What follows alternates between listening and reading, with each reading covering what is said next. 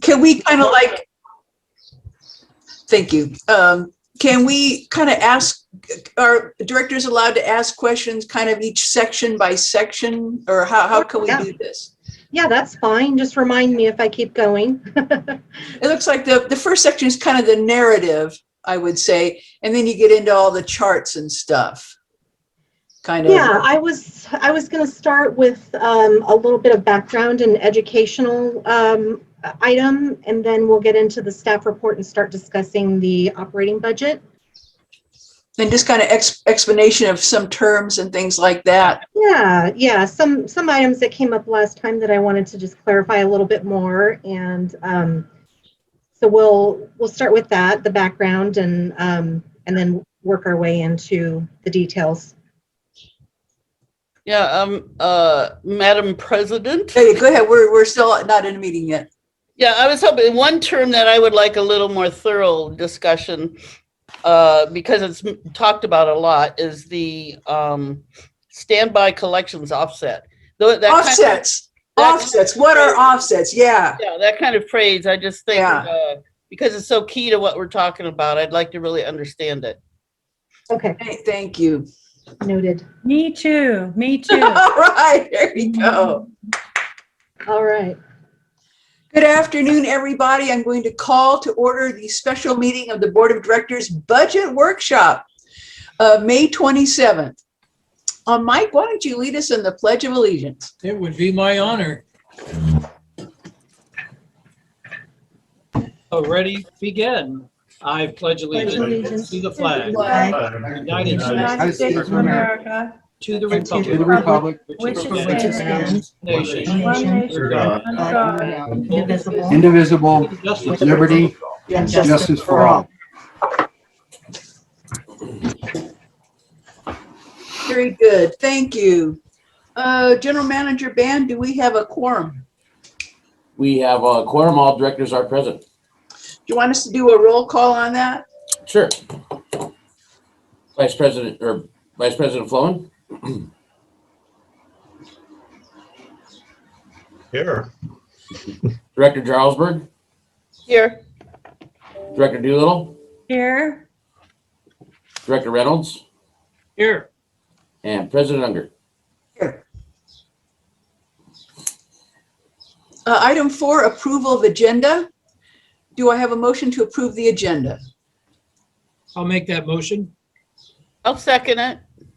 We have a motion and a second. We need a roll call on that, General Manager Ben? Yes, please. Director Jarlsberg? Yes. Director Doolittle? Aye. Director Reynolds? Yes. President Unger? Aye. Vice President Flowen? Aye. Item 5, public comment. This is the time set aside for public comment on any district-related matter not appearing on the agenda. Government code prohibits the board from taking action on these items, but they may be referred for future consideration. Please state your name, limit your comments to 3 minutes. Do I have any public comment today? Hearing none. We will proceed to item 6, the budget workshop. Finance Director Ann Roman, please. Yes, good afternoon, directors and staff and public. I am here today with the intent of answering questions, and I hope we can have a nice exchange of all of this budget data. There's a lot, and so I certainly will take your lead in what you'd like to explore, and I'll do my best to answer any questions that arise. So I thought I'd start with a little bit of background that things that came up in the last meeting that I don't think about so much because it's routine for me, but it's something that I think is helpful for you to hear about. And so one of those items was the budget presentation. So the way the reports look. And so I wanted to explain that as we go through the development process, we're usually using worksheets from the software directly. And that means we have limitations on what we can do. However, we do discuss the projects in detail in the meetings so that we can elaborate on what is in writing in those reports.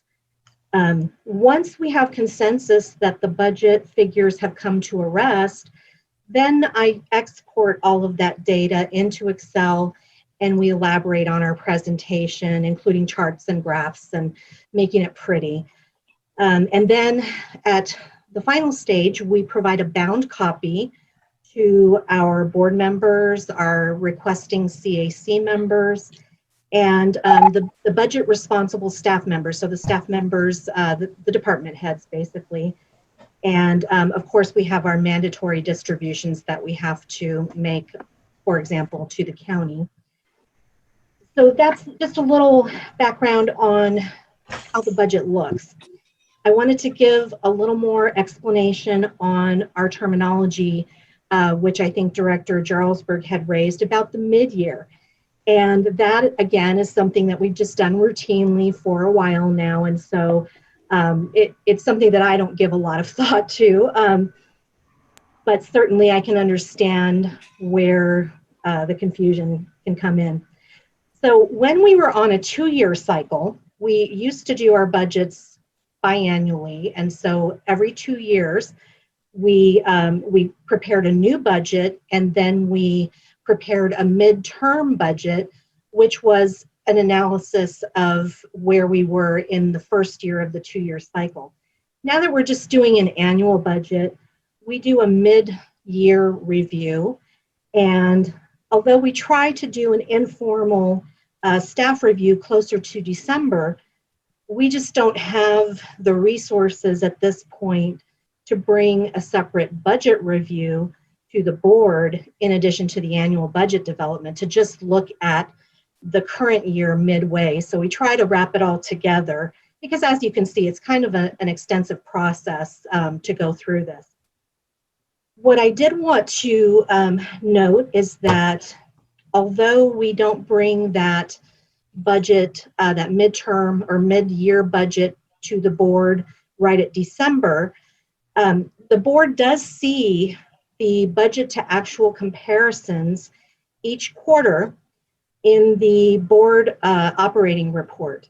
And so those are in there as part of the quarterly reporting that we do. You do see that information, which should be helpful. Of course, those don't come out also until, so for example, December's financial statements would probably be or were out in March, I believe. So we're usually a few months behind with presenting those. So that's the point in which you would see that mid-year analysis. As far as the capital budgets, I wanted to address those budget to actual comparisons. Those, because our financial statement that we bring to the board report, is an operating report. It does not address capital projects.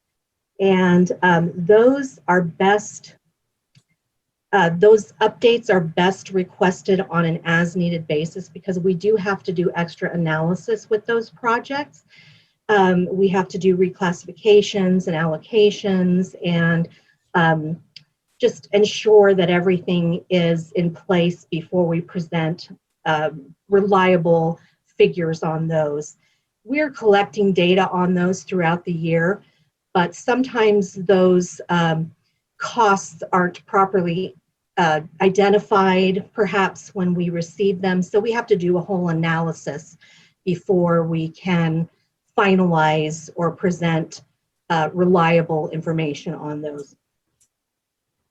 I wanted to also address, well, you know what, I'll address it when we get there, so I'll skip this part. So standby collections offset, I'll address that now. That term will come up again later. And if you look in any accounting manual, you will not find that. We created that last year so that we can represent on our budget, which is the revenues and the expenses only, we are trying to represent a cash flow item. So the standby collection offset is basically saying that our standby collections are down. We're recording the revenue as it should be, but we know we're potentially not going to collect all of that revenue. So we are offsetting that standby revenue with this estimate of what we think we may not collect. So that's really an accounts receivable item. Accounts receivable is not on the budget because it's not a revenue or expense.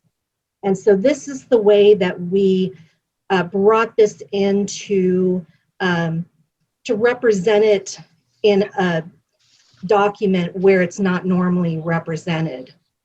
So what we could have done is reduce the revenues and just say, we're never going to bill those revenues, but that's not the reality. The reality is we will bill those revenues. We just don't know that we're going to collect those revenues. So we also have that offset term, I think, for metered water sales. I believe, yeah, metered water sales offset. So we had done the same thing there because of COVID.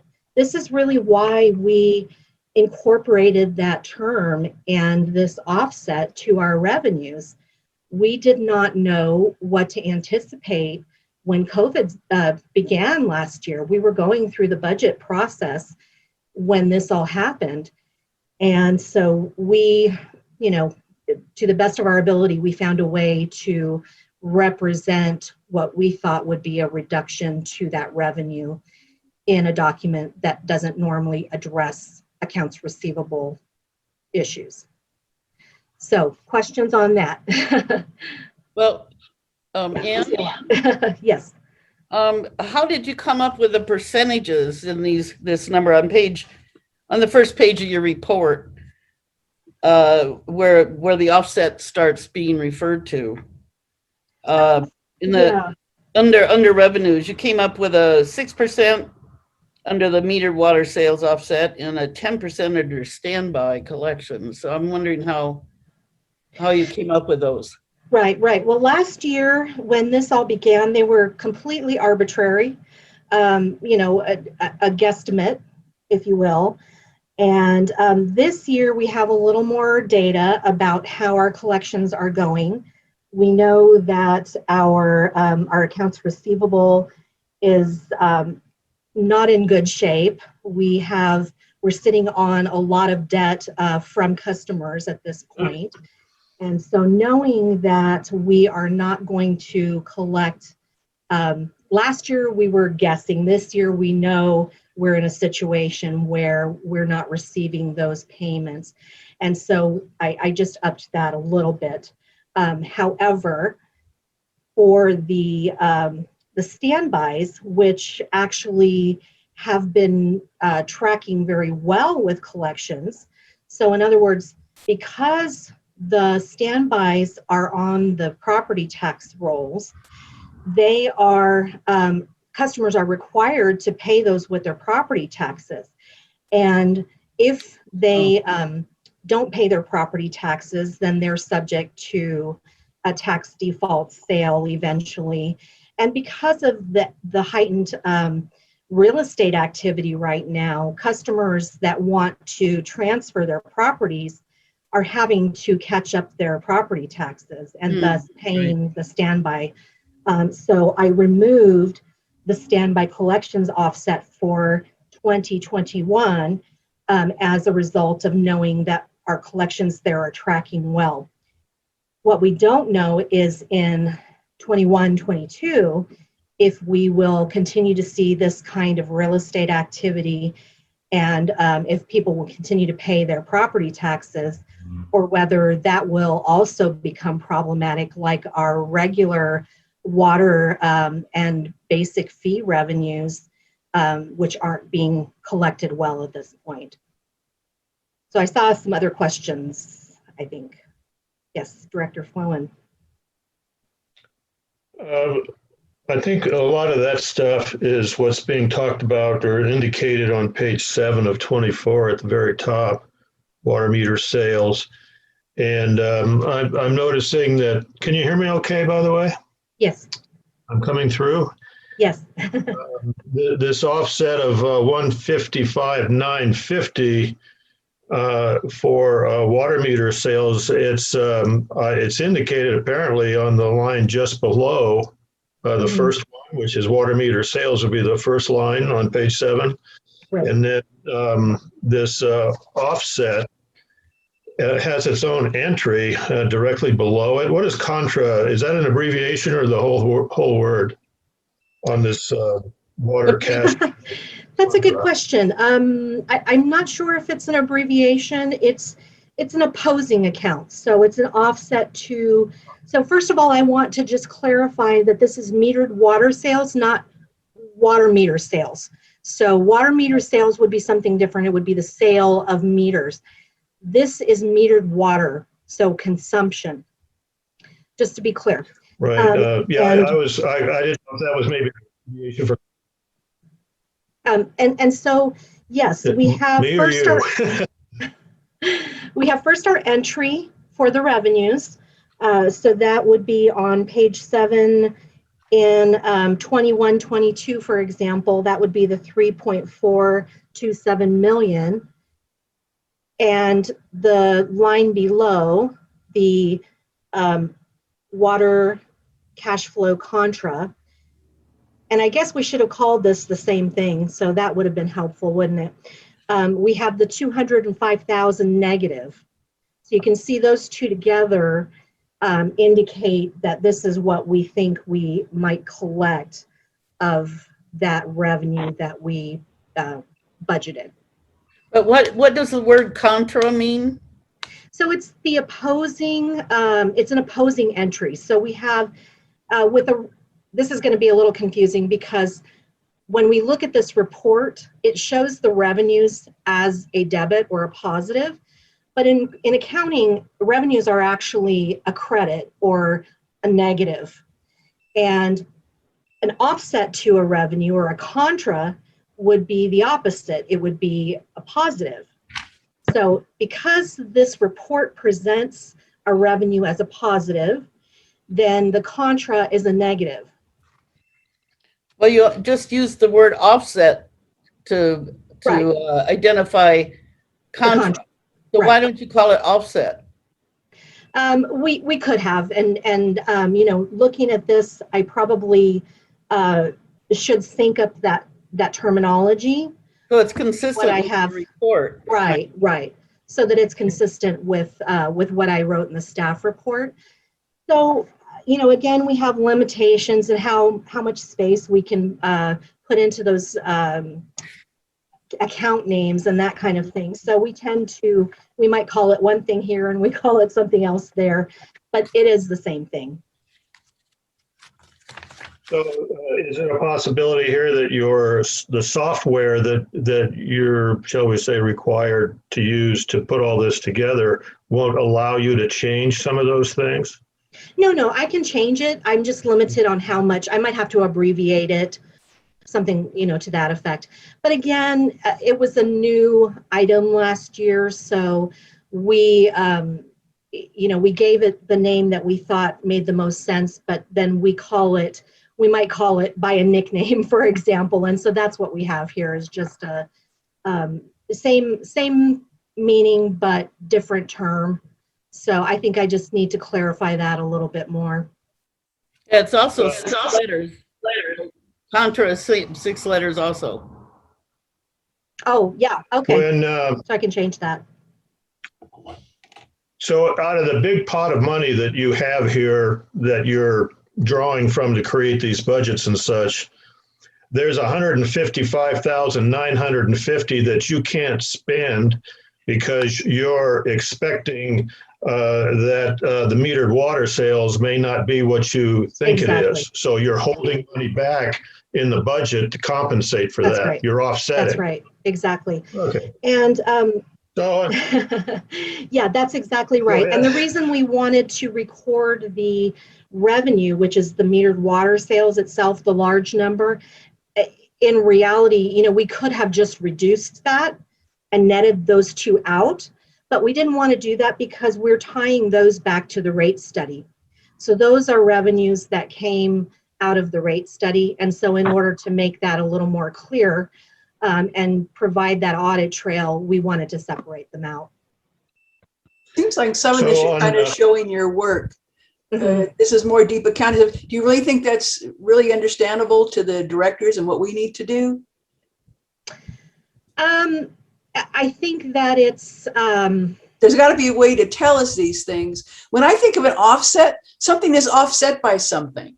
And where I actually see that taking place is on page 3 of 24, where you're talking about the operating expenses and the meter replacement program. It says continues with the budget of 300,000 for 21-22. This is offset by 500,000 from reserve funding. Now that to me is an offset. All the other things you describe as offsets or contras, none of that makes sense to me. I'm not sure what term I would use that would make it more clear.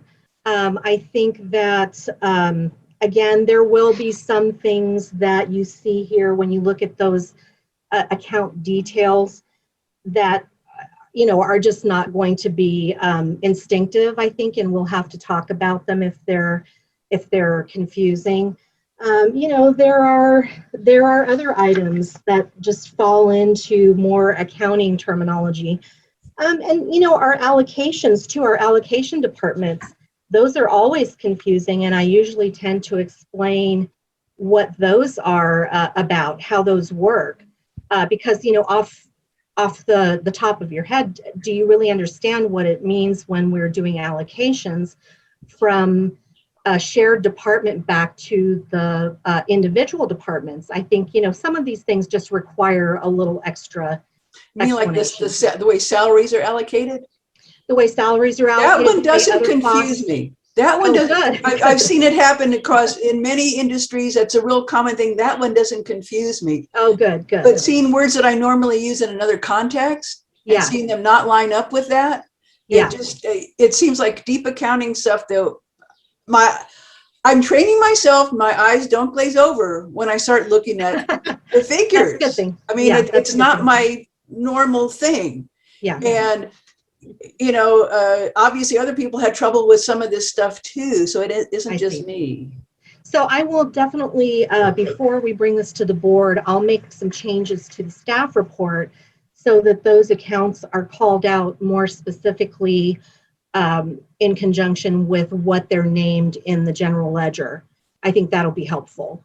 Will there be offsets from reserve funding for some of these other things, like the basic fee offset we're looking at on page 224, the meter water save? No, so no, that's different. That is see different. what I mean? So even the word offset is not consistent across this. Right.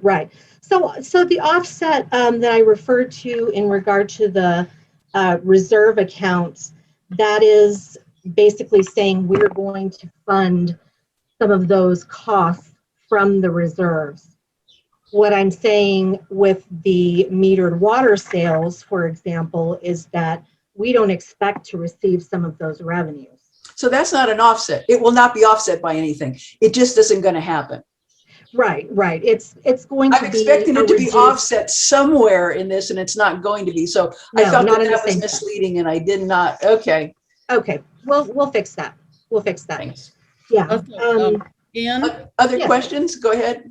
I'm gonna let you guys fight for it. On the page 2 also, as we're talking about, getting a little more, let's say, not so technical information on this report, but still explaining what it's about. Maybe if you could refer to the page that we might look at, like Tom just referred to a page, but I just wasn't sure which one it was. So I was looking for page numbers along your report. Okay. Yes, in the staff report. Yeah, in the staff report. And I'm wondering if offset, although it seems to have multiple uses in your vernacular, maybe some words like transfer or reposition, or I mean, maybe look up a thesaurus for some other words, Yeah, Yeah. it could be a revenue more reduction precise. as well. So, yeah, I can be more clear about that. Definitely.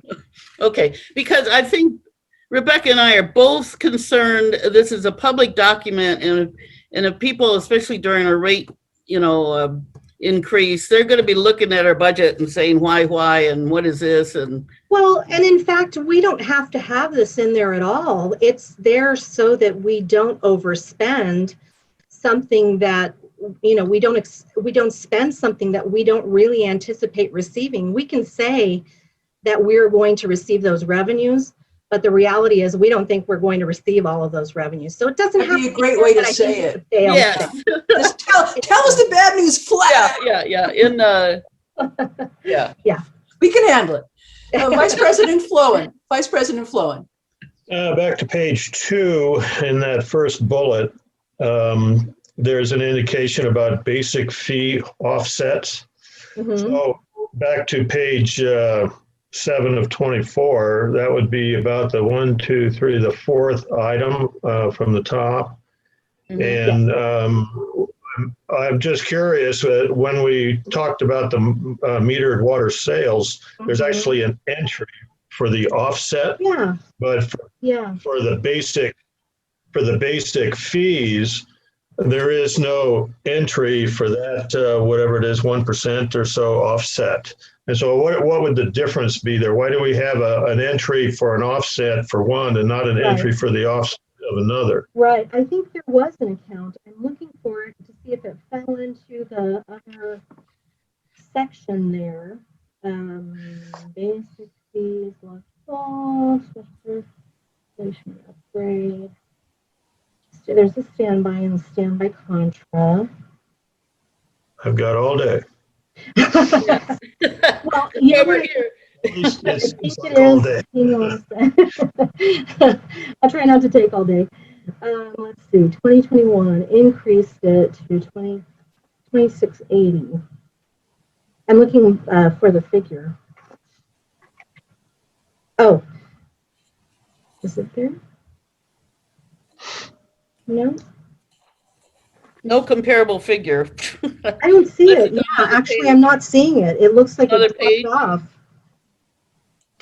And Yeah, I thought also- maybe it dropped down into the other section, but I'm not seeing it at all. So perhaps it Yeah, that's what I actually was dropped wondering. off completely. I was I wondering have if to. you expressed someplace else. Yeah, I'm going to have to look into that one. That's a good catch there. I don't see that one. So it's possible that it's just dropped off my report, Oh, unfortunately. the eagle eye flow in there. I know. Yeah. I will check that. I'll be Well, checking that for sure. Speaking of Eagle Eye, I'm just suspicious that on this page 2, the first bullet, it indicates 1%, 20,860. Right. And I'm suspicious that might be a transposition of the numbers on. Oh, you know what? I think I increased it by 2860. So that's not the final figure, but I still don't see. Oh, water cash flow. No, yeah, I still don't see the right account. I still think there's something missing there. So I will confirm that. Because I don't see another negative. It should be a negative, and I don't see another negative. So other than the standby. Another comment that I was thinking, I've been looking at that one bullet all morning, and something that occurred to me was that who are we writing this report? Not your initial commentary here. I forget the term staff report, I think you called it. But these documents, who are you writing them for? And I've got a strong suspicion that you're not writing these for the lay people. You're writing these so that we're in compliance with the Governmental Accounting Standards Board practices that are expressed in the generally accepted accounting practices documents that are a composition of accounting statements with numbers like 95 and 97 and stuff like that. And when our auditors come out here, one of the things that they're going to look at is our compliance with this GASB GAP rules and regulations. That's one of the things that they do.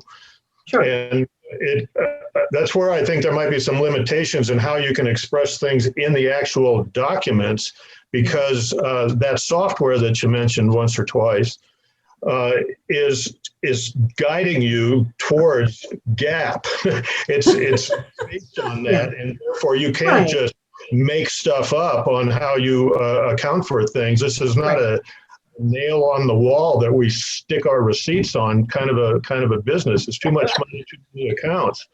So I just thought I'd mention that. I'm trying to be sympathetic with what you're trying to do while you're trying to make all of this stuff comprehensible to us lay folks. And this is really hard for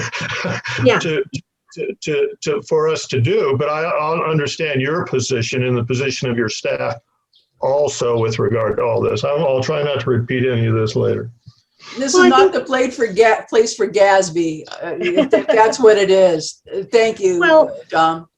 Yeah, I think that we run into the exact dilemma that we just discussed, which is if we start trying to come up with alternate terms to make it a little more understandable to the layperson, then we're deviating from accounting practices and GAAP and that kind of thing. So perhaps, we need to refer to, the proper term and then, extend that explanation into something that might be more user-friendly. A glossary. Glossary? Yeah. And the public part is actually the finished budget that is supposed to be public. So your staff report is not something necessarily that the public needs to see or even understand. So, Exactly. But we want to understand it so we understand the budget also. Right. Well, and that's the intention, is that, it pulls out those important points and discusses what is important to you as well. And, I can only make some assumptions there. And we try to address everything else in our meetings. But I can see that there would be a good opportunity by, first of all, referring to the page numbers, as you suggested, and definitely trying to get some of that terminology synced up. So, at least that is a good starting point, and whether we can really, simplify it more than a certain level, I don't know that we can do that so much, but it will alleviate some of the confusion at least. Yeah, I think we also have to acknowledge what a weird year this was, and trying to do a budget in this year. Good luck with that. So, yeah. So you have last year, it was even worse last year. We didn't know what was going on. Trying to put a budget together in the spring for the 2021 year, that was really hard. And but we did it. And I think we just need to be able to know what you're talking about. And I think that we do need to move on. But the bottom of the page in the little green box is probably the biggest, most egregious example of gov speak ever, trying to explain this. Revenue replacement for the provision of government services to the extent of the reduction in revenue due to COVID-19 public health emergency relative to revenues collected in the most recent fiscal year. I read it over several times and finally got what they're looking for. Yeah. And that will be coming through. But yes, we understand that we're going to have to say this is what we would have got in the last fiscal year, the 1920 year. This is what we lost, and be able to justify it, certainly. And unless there's any other questions, please, on page 2, we really need to move on. We're going to be here till 5 o'clock. No, I understand, but one more question. Why did we go from 2 years to 1 year? You said that you used to be able to go do the budget every 2 years. Yeah. It was really about the same amount of work trying to revise it in the middle of the 2-year cycle. And so it just felt like the second year of the 2-year cycle tended to get neglected, and that it would get more attention and be more accurate if we were focusing on 1 year at a time. It got harder to project those 2 years. The drought It happened is. and it just became harder. Okay, I'm sorry, please, let's move on. Go ahead, Director Roman.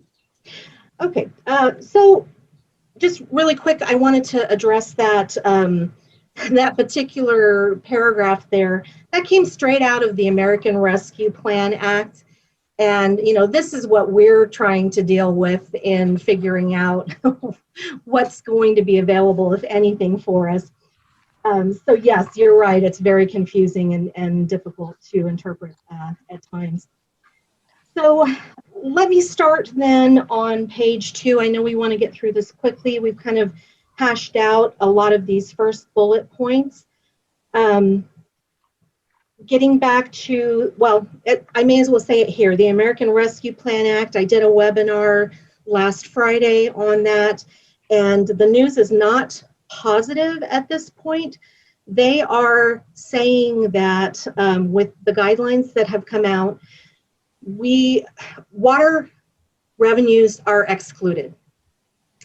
Water revenues, so they're looking at, you know, like TOT, that kind of thing, property tax revenues. We don't really have, we're not seeing a significant drop in any other revenues. And in fact, it's not even our revenues that are dropping, it is our accounts receivable that are increasing.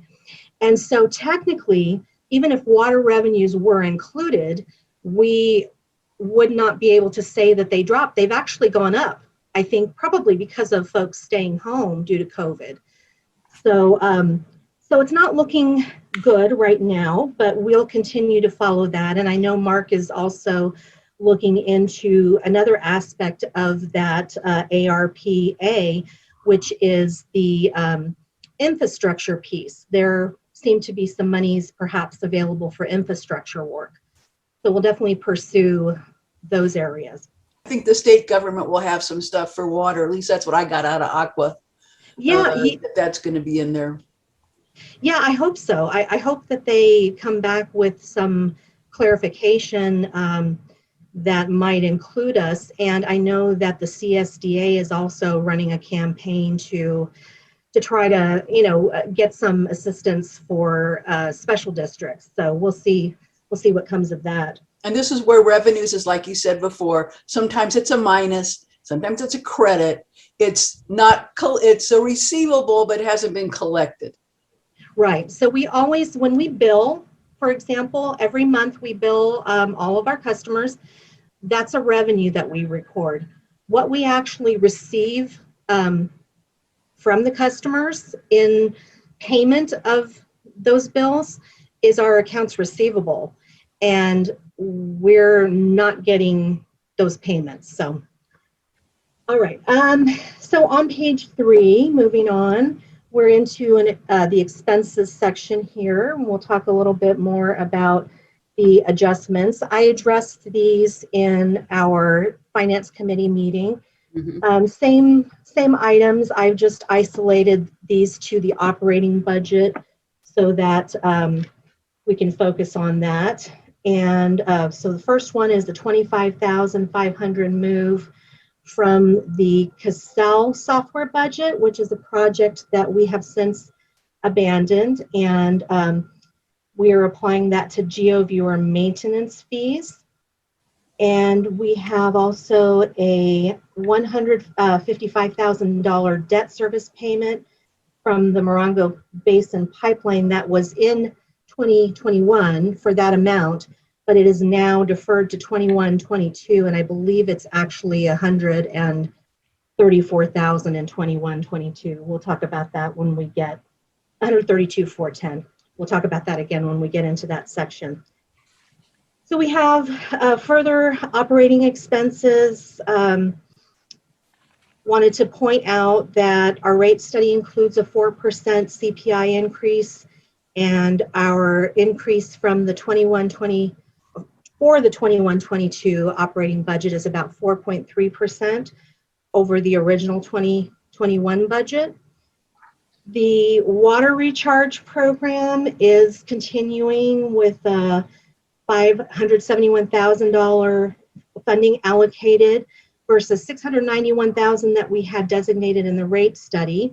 That should yield us about 858 acre feet, which was based on the published rate that I was able to find, a not to exceed rate of $665 per acre foot for billings in 21-22. We also have the meter replacement program, which continues, and our budget, our estimated budget of $300,000 for 21-22 is, here's that word, offset by $500,000 in reserve funding designated in the rate study. Again, I don't want to confuse things, but here we have a cash flow item that $500,000 reserve funding is a cash flow item, really, and so it's a little bit confusing when you incorporate it into the regular revenues and expenses like we are. But we do anticipate that this program will be over budgeted, which means that we should have some excess funds once we get to the end of that.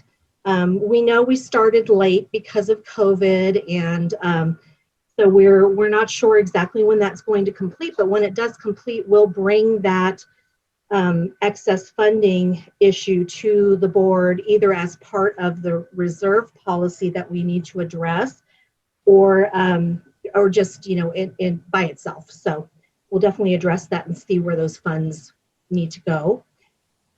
The final Morongo Basin pipeline debt payment, which I mentioned above, it was $155,000 in 2021, and in 21-22, where it was pushed to, it's $132,410, and that keeps changing because the Mojave Water Agency is adjusting that figure periodically based on their tax collections. So that is the latest figure that we've gotten from them. That is something that was not in the 21-22 rate study because it was deferred from the prior year. And we don't know at this point, I haven't heard anything, and Mark can address this if he perhaps has heard something, but in terms of operating and maintenance costs, once this debt is paid off, we haven't heard anything about whether there will be operating and maintenance costs that will be allocated to us. I assume that if there are any, they will be handled through the water rates, but I also understand that the Mojave Water Agency still has their bonded debt number 2, and that is on the property taxes and will continue and does include some component for operating and maintenance. What's IDM? IDM on there? IDM, it's Improvement District M. It's is what it was called. District? Yeah. Oh, okay. Yes. Then we have included here the accelerated payment. Again, another terminology issue. I have in parentheses here what CalPERS actually calls this is an additional discretionary employer contribution. But what we're doing is accelerating our payment of the CalPERS unfunded liability at a 15-year amortization level. And that increases our annual payment by $26,000, which is not a huge amount, but it could yield us some nice interest savings if we're able to maintain that for 15 years. And that amount would be about $140,000. I have a little more information in the slide if we want to talk about that a little bit more. Same slide I presented at the Finance Committee, but if we want to get into that detail. I also mentioned that this budget does not include an early payoff set aside for the CIRP loan. It is that loan can be paid off as soon as 2025, but that would require us to set aside an additional $370,000 per year approximately until then, and that would yield us about a $392,000 interest savings, which is significant, but so is that additional set aside that would be required. If we were to pay it off early in 2028, which is the 10-year mark, that would require us to set aside an additional $153,000 per year until then, and yield us about $117,000 in interest savings. So this is something we might want to bring forth as a separate discussion at some point. These I'm sorry, were those recommendations or just for your consideration about the CalPERS early payoff? I know this has been discussed for a couple of years, both of these. Yes. We tried to include it last year and we ended up taking it out because there just wasn't really room for it in the budget. However, I won't say that we're in a better position this year to do that, but I think that it's such a small increase that really would be worthwhile for us. I would recommend that. Again, you know, we may want to have a separate discussion on that if that's a concern. As far as the CIRP loan, that is something that I heard several times from Susan that when the loan was originally discussed and approved, that there was talk about paying it off early, or there was some, you know, some interest expressed in paying that off early. And, you know, that certainly, it sounds like a great idea, but the reality of doing that is what we're talking about and how challenging that may be. So again, something we can discuss still over the next year. We can start next year. We can, you know, we have some options there. Would we need to include it in this year's budget though, if we're going to do the CalPERS payoff? I mean, it's 26,000. It's not a lot. It's the CalPERS is in, the CIRP is not in. Oh, okay. Yeah. That was not clear. Oh, okay.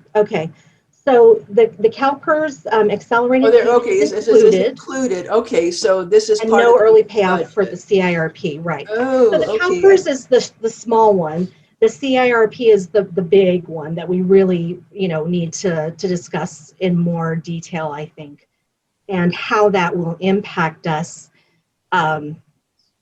You know, having to set aside those. That's a lot. I mean, basically, we're looking at having to dip into the reserves for that. I don't see how we could cut our budget in order to set aside that kind of money. So, yeah, so that's those two are. They're both for your consideration, of course. I can take the CalPERS out if that is something that the board chooses not to do. I couldn't find that in like all those, like the different pages, the lines and stuff. Where? No. It's part of the payroll taxes. It's actually in at the end here. I can tell you where it is, but you still won't be able to tell because it's in there with our regular contribution. Okay. That we pay throughout the year. Yeah, we don't have a line for every expense in detail. We do in the capital budget. We don't in the operating budget. We would have thousands and thousands of lines. So any questions about that operating expenses section before I move on into the salary piece? Who haven't we heard from out there? Director Reynolds, Director Doolittle, any questions? Not for me just yet. Okay, let's move on. Yeah, none for me. I'll have some shortly. Okay. So moving into salaries, I've got my normal little disclaimer there that I've brought forward about how we allocate those salaries among different departments because employees are doing different tasks that relate to those different departments, and also about how we collect the compensated leave separately from the salaries. So the compensated leave is considered a benefit, and so we back that out of the salaries, and that goes into the benefits department. In regard to adjustments and amendments, the item that I mentioned here, the Public Information Associates compensation, we actually have some news just in on this, and so this is going to be changing a little bit. But let me first move on to the the other item that was adjusted, which was the vacant salaries for the distribution, finance, and customer service positions. Those were adjusted to temporary labor to cover the temporary employees that are being utilized in place of having those regular employees in place. So backing up to the Public Information Associate, well, I'd like to maybe give Sarah an opportunity to address that a little bit. We have it was last year, we went ahead and added this into our salary budget, and we were going to go ahead and work on a job description and hiring for this position. But we've since come to the realization with some legal counsel that we can go ahead and keep our independent contractor on, and we will not be moving forward with the recruitment for this position. So that's the only change. So I'll be adjusting that before we bring this final budget to the board. So again, this is dynamic. It's changing every day. So yes, yes, ma'am. The term temporary labor, are they paid salary or are they 1099? They're I believe they receive a W-2, but through their temporary agency. We pay the temporary agency. And the temporary agency pays them. So it is actually a temporary, as opposed Correct. to, Yes. there's another term used when you hire someone directly. Yes, yes. Okay. We practice hiring through the temp agencies. Okay, So cool. they're regular employees to the temp agency. Yeah, okay, cool. Thank you.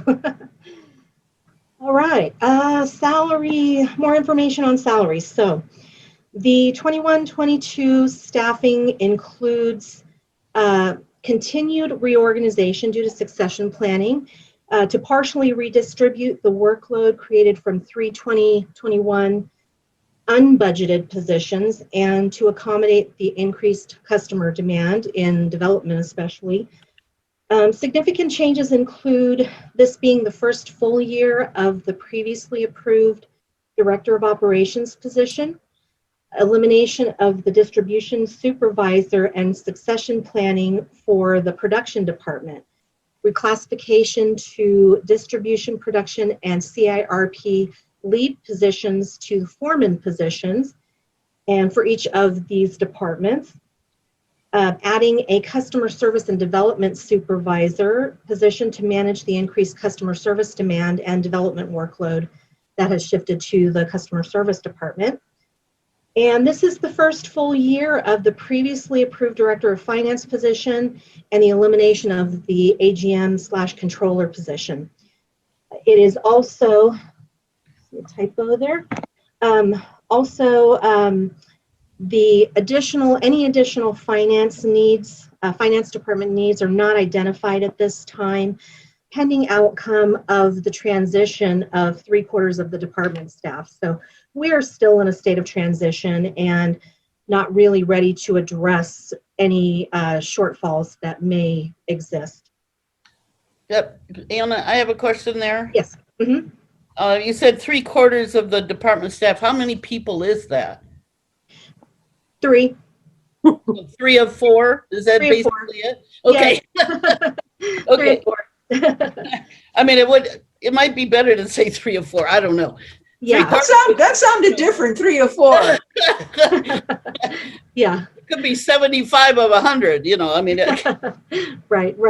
Yeah. And I'm wondering if a new org chart will come out of this once things. We'll have, yes, we will have an org chart included in the final budget document, but you can also see on pages 23 and 24 of this packet, on page 24 in particular, you can see all of the positions for 21-22.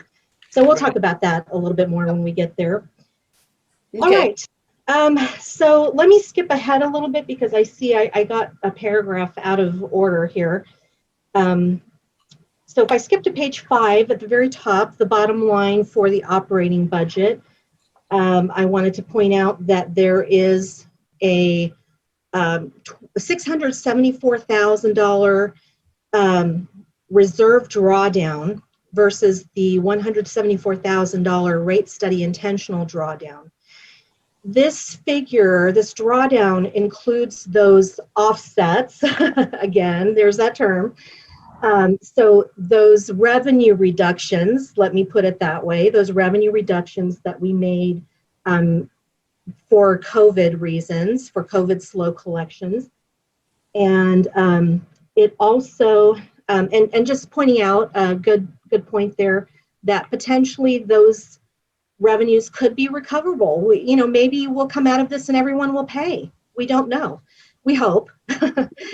And then we also have 160,000 approximately in salary and benefits overlap. Yes, ma'am. Hi, so drawdown was a word I had to look up. I also looked up offset, and I wasn't able to figure out what it meant. Okay. Essentially, it's draining that money, taking that money out. That's correct. Yes. Okay. Yes. All right. So when you say includes a 674K operating reserve drawdown versus what the rate study said was 174K? Correct. Correct. Wow. That was a big So difference. the rate study included 174,000 that we would have to dip into our reserves, which I'm calling a drawdown. It could be called a deficit if you so choose, but because we're dipping into those reserves, we're drawing them down or utilizing those. So we don't have net revenues. We're not generating more revenues than we're using in this budget. And so that is generally a concern. It is when the rate study has included it, it is not really a concern. It's planned. However, we are above that level. There are specific reasons that is occurring. And so that's what I was pointing out there, which is the fact that we've reduced our revenues for metered water sales and standbys, thinking that we won't necessarily collect them all. If we made those reductions to the revenue directly without using the offset, we would have the same result. But again, drawing down based on the fact that we think we won't be able to collect all of this. And then the fact that we have about 160,000 in salary and benefits for succession planning purposes, that is not a routine or recurring expense that we would expect. So I think those are important. What does overlap mean? What does overlap mean? Something I wrote or something I said? I'm sorry. It's something you wrote. Benefits overlap for succession planning. So you're saying just for this year, this fiscal year. Got it. Okay. And So right? yes. So we have some redundancy in the budget for positions that are training with one of the folks that is slated to potentially retire. So does that help? Okay. Any other questions on that before I go back to the capital summary? So are you saying it's succession planning for one person? For one person that I'm aware of, yes. It's 160K in salary benefits overlap for succession planning. Okay. Correct. Yes. Ann? Yes. In the first sentence, you're saying one drawdown versus the other drawdown, an unplanned one as opposed to a planned one, and the difference is 500,000. Does that refer back to 500,000 that's mentioned on page 3 of your report? The water recharge program continues. Wait a minute, not that one. The water replacement program continues with a budget of 300K. This is offset by 500K reserve funding designated in the rate study. Is that related? No, it's not. Is it a coincidence? It's 500,000? It is a coincidence. Yes. Yes. So what happens to the difference in the 500? You said it includes 324 offset, but there's still then 175 left. Right. So that is, so we have 324,000 plus the 160. So what do we have there?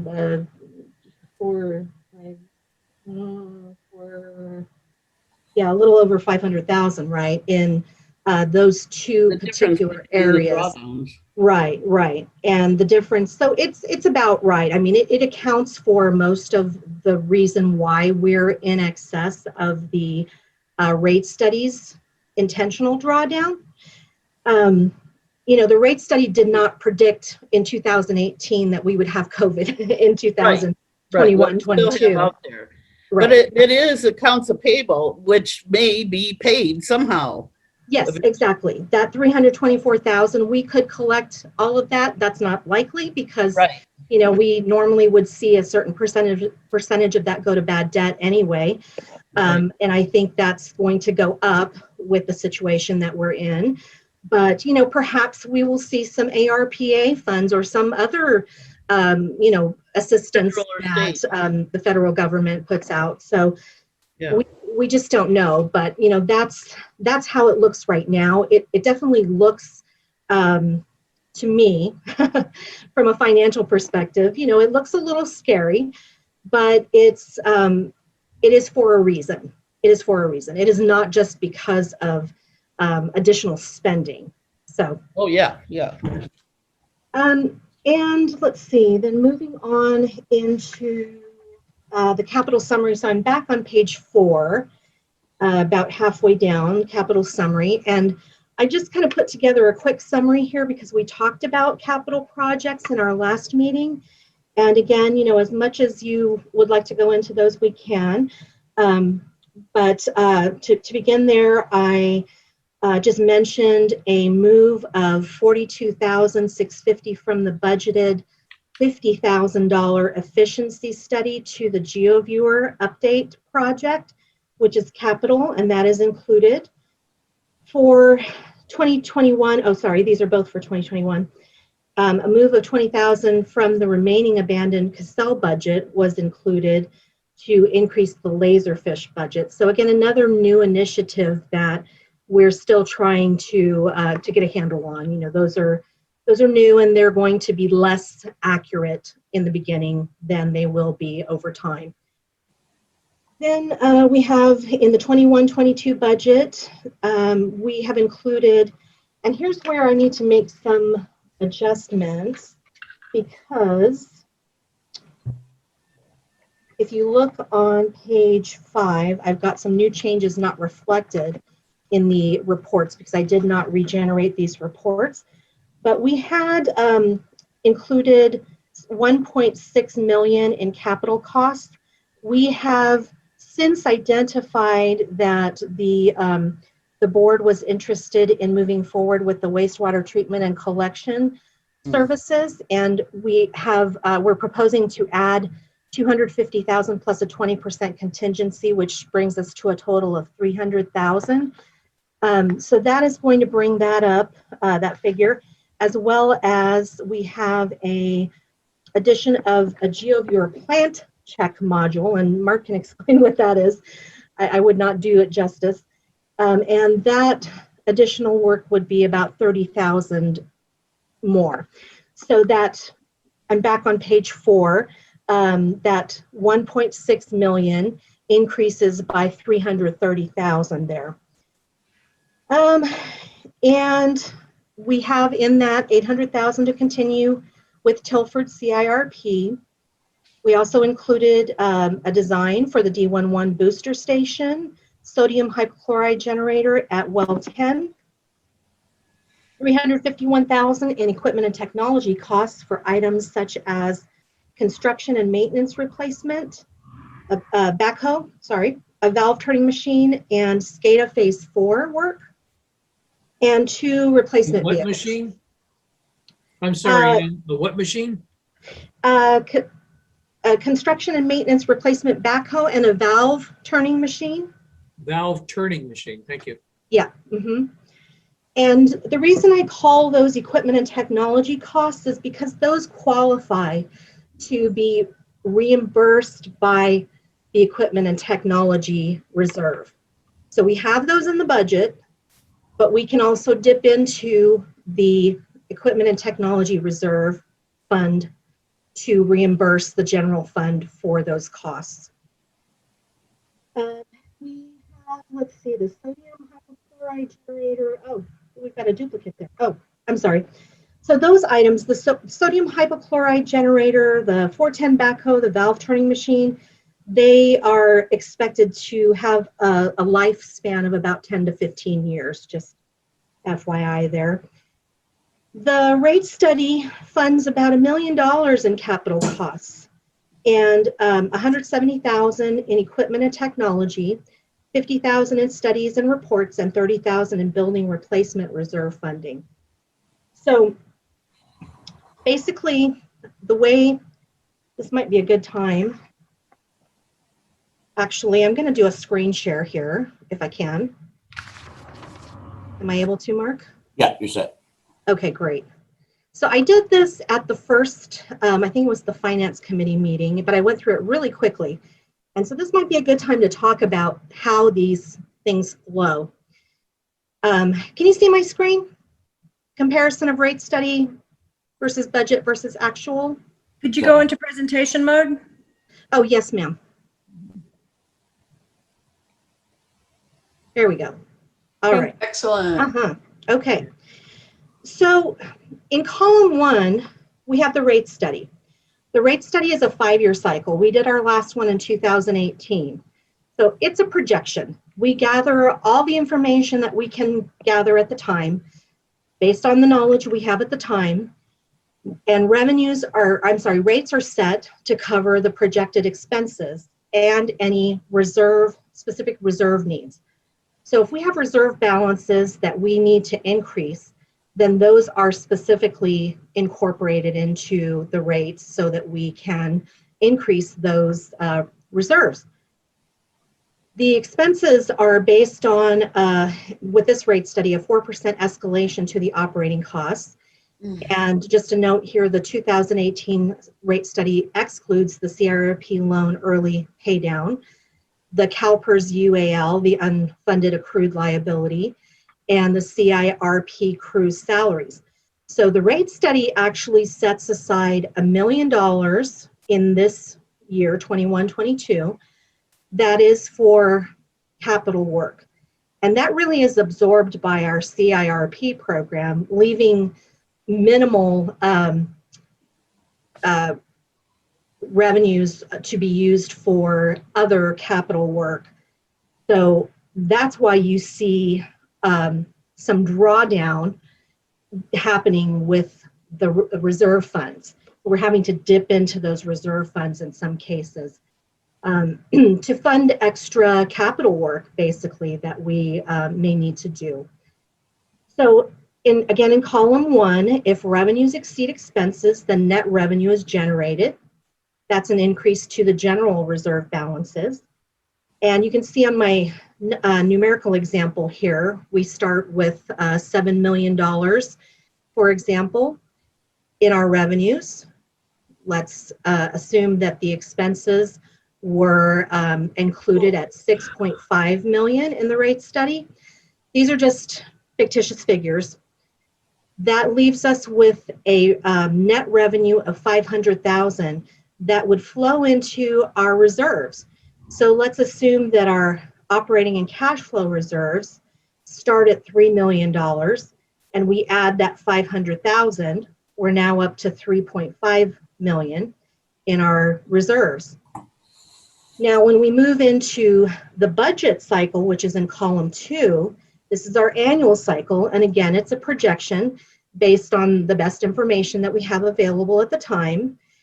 And it's more current, it's more accurate than the rate study, especially the further we get from the date that the rate study was performed. So we're starting here with an example of 7.2 million in revenues. So we're pretending that we actually have more revenues than what the rate study predicted. And we also are assuming that our expenses are more than what the rate study predicted.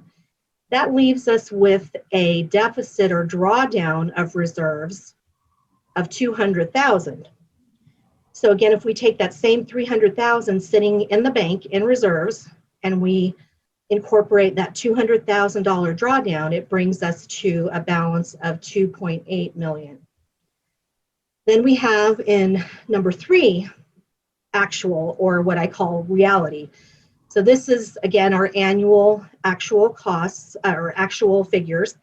Our revenue, we're pretending here, this is 7.1 million. When we finished the year, we budgeted 7.2, but we actually incurred recorded 7.1 million in revenues. And we only incurred 7 million in expenses versus the 7.4 million that we predicted in the budget. So in this scenario, we come out with an increase, a net revenue to the general reserves of 100,000. And so taking that same $3 million in the bank, we add 100,000 to it. And so this is our real final balance. So again, remember, the rate study is a projection, the budget is a projection. This is what matters. The actual, the reality is what is happening. So hopefully that helps a little bit with how these figures flow. So we start with the rate study as a basis, then we do our budget, and then the reality is our actual. Any questions about that before I go back to my staff report? I'm wondering when that reality might be. Is it if the year ends in December, then is the reality not available till March? So the fiscal year end is June 30th. Or whatever the end of the year is, yeah. Right. The fiscal year is June 30th. And so we do have, cash, this is a cash scenario here at the bottom, where you see that that difference between revenues and expenses come into our cash accounts. And that will happen as soon as we're done spending for the fiscal year, which actually happens in, so this is where it gets confusing too. We, of course, the spending is through June 30th. In July, we accrue invoices and expenses back to June per accounting requirements. But those are not cash expenditures until the following fiscal year. So we have a difference there now between cash and accrual. And so that gets a little technical. Right. But this is the basics of it. This is, so once the year ends, that's where we know pretty quickly thereafter what our revenues and expenses were for the year. So it could be a month or two, though. Yeah.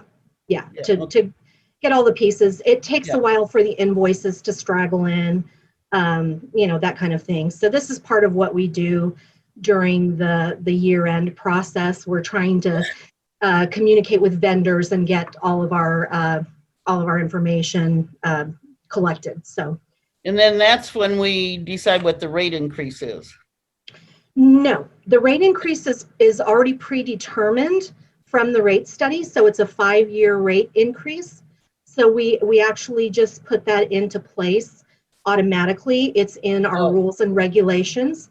Okay. It was adopted when the rate study was completed. And so in our rules and regulations, we already know what that next year's rates will be, but only for those 5 years. So 5 years at a time. So the reality is the rate that we've decided on plus any adjustments along the way. Right. Yeah, so if we find out, so if all of a sudden we have a new source of revenue, then our reality is going to be different. Our reality is going to be more. If all of a sudden we have more expenses, then our expenses are going to be more. The reality changes as we get further away from that rate study. Those predictions become less accurate. And so we're then having to adjust to to what actually happens. So does the rate ever go down? Well, that's up to the board. Well, I mean, if Further- we come out in, you know, with profit or so-called profit. It has gone down in the past, Has. many years ago, and I think Director Reynolds might have been on this board where they decided not to increase the rates. That's right. They said Okay. we had the increase, but we're doing good. We're not going to do the escalator this year. So Right. it has happened. It has Okay. happened. Yeah. Yeah. And really what happens is when we do that rate study, we'll have different scenarios that we'll bring to the board, to the CAC and to the board, I believe, to explore. And, you know, there will be a best management practices scenario, which will be full cost recovery. And there will be other scenarios that perhaps are not full cost recovery. So it will be up to the board then to decide which direction to go. Thank So you. I I'll get- like being able to think about this a little bit. So Yeah, yeah. It's hard to sometimes understand how this all ties together. You know, we hear all of these terms, and I know this is something that was confusing for me in the beginning too. So, all right. So getting back to page 4 of the staff report. So again, here I mentioned the rate study funds, $1 million in capital costs and $170,000 in equipment and technology, $50,000 in studies and reports, and $30,000 in building replacement reserve funding. So we're actually calling those expenses in our budget. We are, because the rate study generates revenues to allow us to fund those reserves, we are calling those expenses in our budget and setting aside, if you will, for lack of a better term, those funds to be used. And then we may or may not use them this year. So I've tried to indicate where we are using them. For example, above that, the $351,000 in equipment and technology costs for the backhoe, the valve turning machine, SCADA, etc. And then I wanted to also point out that there is no consideration for Chromium 6 revenues or expenses in this budget. So we, to my knowledge, still don't know exactly where that's going to go. So I think this will probably be a big topic for next year. All right. Let me see, adjust my screen here if I can. Figure out how to do it. I'm still learning Zoom. Okay. All right, moving on to page 5. I briefly referred to this, but we'll talk about it in detail now. New changes not reflected in the attached reports. So the in-code reports, I'm sorry, the financial reports that you see do not reflect these new additions to the capital budget. The first one is the wastewater treatment and collection services design. I think it was a design, Mark, is that right?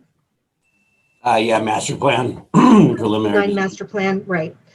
So that we are budgeting at $300,000, including the contingency. And that will be eligible to be funded from the wastewater capacity reserves once it's complete.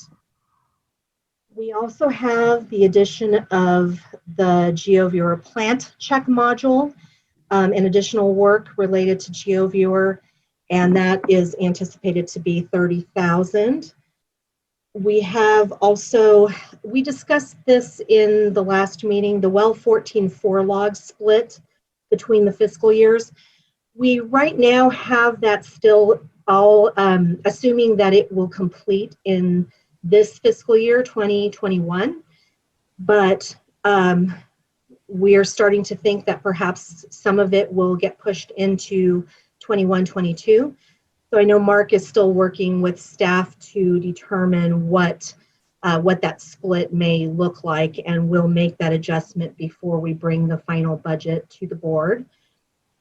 I actually, again, I feel sort of like a news desk because, you know, this is the problem with finances. They're always changing. There's always new information. And So earlier today, I realized that we probably need to also include an adjustment for our payroll software. So we actually are able to, or required to, I should say, per GASB 96, the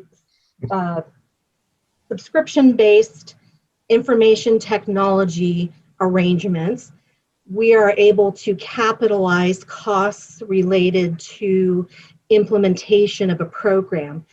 And I will let you, or I'll let Sarah address this if you'd like to hear a little bit more. But basically, our payroll software that we have been using, Paychex, has been problematic for us. And we're actually looking into a different software that will come with, although the annual costs will be the same, it will come with some upfront costs and will reduce our personnel other budget to help offset, again, to help mitigate some of those extra costs. So we'll reduce that by $5,000, but we'll add a capital project for about $10,000 to cover those implementation costs. And so if you would like to know a little bit more about that, I know Sarah's been working with them on, well, we've both been working with them, but she's leading this project. So if you have any questions about Paylocity, but I'll bring that in the final budget that we bring forth to the board. And of course, that change to the public information situation, I'll reflect that as well. Okay. We're still viewing your screen, the comparison of the rate study budget. Let me stop. Okay, sorry about that. Okay, everybody's back now. Okay, so the other item that I wanted to point out that's not reflected in on page 6, we have some projections, but we did not reflect the pending reimbursement from the water capacity fund to the capital reserve fund for Saddleback. We're at a point where we can move forward with that transfer. I will bring it to the board along with the other reserve transfers proposals, and that'll be sometime after the beginning of the new fiscal year. I do that as part of the audit preparation process. We'll bring that forth at that time, but that's expected to be about $752,000, which is close to the balance that we actually have available in that water capacity fund at this point. So that will basically deplete that water capacity fund at this time. And any future CIRP projects, Tilford, for example, when we complete that next year, we will, again, we'll be creating a receivable situation between our water capacity account and our general, and our general fund. So we won't get into that. That's too technical already. Sorry about that. So just wanted you to know that when you look at those projections on page 6, that is not reflected there. Okay, then we have an update to the total figures here on page 5. We have attached to the proposed 21-22 budget includes the $674,000 operating reserve drawdown, or depletion, or whatever, however we want to describe that. We have capital expenditures and reserve use that totals $2.651 million. We have included $1.1 million in funding that exceeds, this includes $1.1 million in funding that exceeds the current rate study's proposed funding. So because the rate study is giving us $1 million for capital, $500,000 for meter replacement, 170,000 for equipment and technology, and 50,000 for studies and reports, and 30,000 in building. That's where that 1.55 million comes from. That's what the rate study is providing for us. But we're using 1.1 million that exceeds that funding that the rate study provides. So in total, as proposed, the district would experience a net drawdown or depletion of reserves of 2.185 million for both years, 2021 and 21-22, while we're providing funding for projects that continue to increase the district's efficiency through continued infrastructure maintenance and technology enhancements. And so I don't know if we'd like to look at the details of on page 6, if you want to start looking at those reports, or would you like to address specific questions at this I had a point? question about the thing about the LAIF on page 5. It says not reflected in any LAIF balance projection is a pending reimbursement from the Water Capacity Fund to the Capital Reserve Fund for Saddleback, 752,000, close to the balance available in the water capacity. I didn't get any of that. Okay, so we have right now, actually as of March 31st, I just was working on those quarterly reports, and we have a balance of about 750,000 in the water capacity reserve. We are limited in our ability to use that water capacity funding. That is restricted to growth related projects. And the Saddleback project does qualify partially for that use.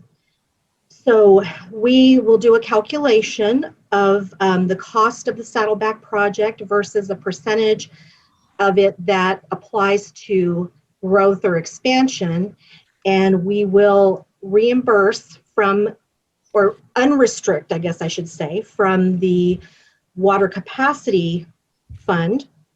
We'll unrestrict those funds because we've now completed a project that meets the criteria to use that funding. We'll unrestrict it and transfer it into our general reserves or into our capital reserves, either one, whichever the board chooses. But is this funding that's held in LAIF, the local agency investment fund? Yes. So it is restricted.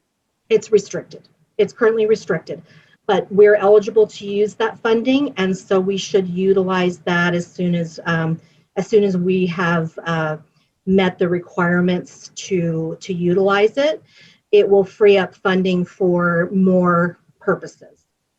So it just doesn't, when you look at the projections, the reserve balance projections on page 6, at the bottom of page 6, you will see there are restricted funds in the second to last column. You see the loan in the last column and then the restricted to the left of that. That does not reflect that 752,000 being unrestricted. Okay, so when we do this, it's going to decrease that restricted amount and increase, if we so choose, the capital reserve account. That is what was recommended that we do, that we transfer that into the capital reserve account to be used for other capital projects. I know there's real, stuff that has to do with restricted and unrestricted and moving things around and stuff. So, okay. Yes, yeah. All right, any other questions about that? Okay, so did you want to go into specific questions at this point, or should we go over the details of the operating budget? Well, let me do a round robin here with my directors. Director Reynolds, I see you first. Got any questions or comments? Earlier in your report, Ann, I didn't want to interrupt you. You had mentioned something about a laser something another. It caught my eye and I didn't write it down what it was you said. Oh, laserfish. Laserfish. Thank you. Laserfish, or laserfish, I guess, is how they're properly pronouncing it. Like a microfish? It's an archival, a record archival system. So it's going to enable us to store our records in the cloud. And it comes with some interesting features as well, like workflows, so that we can route things like our internal processes. We can actually set those up to utilize Laserfish workflows to route things throughout the office. So it really helps with those communication breakdowns, for example, and things getting lost as they transmit throughout the office. So that's what that was. And that's a new, that was something we implemented in 2021. And hopefully in 21, 22, it's going to become more routine for us. So. Wow, sounds like fun. And I really appreciate all the work you went through to putting this together. How on earth do you sleep at night with all that stuff? Well, thank you. I appreciate it. She's Got good at numbers floating in my head. counting sheep. Right? Director Reynolds, just real quick, are you flying blind over there? Do you not have a board packet or a copy of the budget? No, I had this tiny little printer and I started printing it off and I got frustrated. So I did get the agenda and then I'm watching it on my phone. Okay, just so you have something to, okay, thank you. Okay, just wanted to make sure you had something. Go ahead, Mike. I'm sorry, anything else So you if you want? see me doing this, It's tiny on 8.5 by 11 paper, so I can only imagine on your phone. we'll make do. All right, any other questions? Director Doolittle? Let's see. Well, I have some questions coming up. I do the wastewater. That's not a study. That's a what? The work for the wastewater with the money? So that's a master plan with a small preliminary design element involved with it as well. So this would be proposed different designs. Correct. It also is, it's completed in a manner that's provides the minimum information that the state revolving fund would require for us moving forward for any type of grants or loans through that program. So it's a pretty extensive list of information that includes, things like survey and design in order to meet those requirements. So. And who would be doing this work? That's due to the amount, we would actually probably bid that out and probably do a qualification process. So. Okay. Thank you. Mm-hmm. Director Jarlsberg, I see somewhere there. Any questions, Director Jarlsberg? Not anything new. I'm waiting for the next section. Oh, boy. I would suggest a stretch break. Maybe. Vice President Flowen. Anything? Well, just to throw something in briefly, we were talking about whether or not to pay off the CIRP loan at an accelerated rate and all of that. And there's somebody called the American Water Works Association. I think they're real. They might even actually certify and train some of our people. But they put out a very large California debt financing guide. And if you click on in the table of contents on I-11, it'll take you to some verbiage about the benefits or the negatives of paying something off early. And specifically, they talk about the fairness of burdening current ratepayers to pay off a loan that's accelerated, pay it off in an accelerated way. And then people come along 30 years later and take benefits from what was constructed without paying for it. I'm kind of thinking that maybe some of these capacity funds and other kinds of availability fees and stuff might make up for that for when the newbies come in, but I'm not sure. I thought I'd squeeze that in. Thank you. Yeah, that's one of the biggest components that we talked about, along with the early payoff internally anyway, was, the good that we could do with that money today as opposed to tomorrow as well. So, that extra $300,000 Could certainly benefit a lot of capital projects throughout the year as compared to the savings in future dollars. So. Right. I think that, and I'm just speculating, I wasn't as much a part of this as Susan was, but when that loan was originally decided upon, when the board decided to move forward with that, it was the first time we've really entered into any debt in quite a while. And so I think it was just an somewhat uncomfortable position to think about having debt on the books. And so, now that it's not an unusual position to be in, and now that we're accustomed to that somewhat, we can really analyze whether, like Mark said, this is beneficial to pay down or not. All right. Director Jarlsberg mentioned like a 5-minute stretch break. Oh yeah. That might not be a bad idea if we're thinking about going as intense on all these charts and graphs and figures as we did on the narrative 3 pages or 6 pages. Would anyone else like to take a 5-minute break? You want to just power through? All right, power through. Go ahead, Ann. All right. All right, so I'm going to, I will put up my PowerPoint just so that we have something to refer back to, because I did update some of these. Sorry, I'm looking for the right button here. I did update some of these figures in my PowerPoint.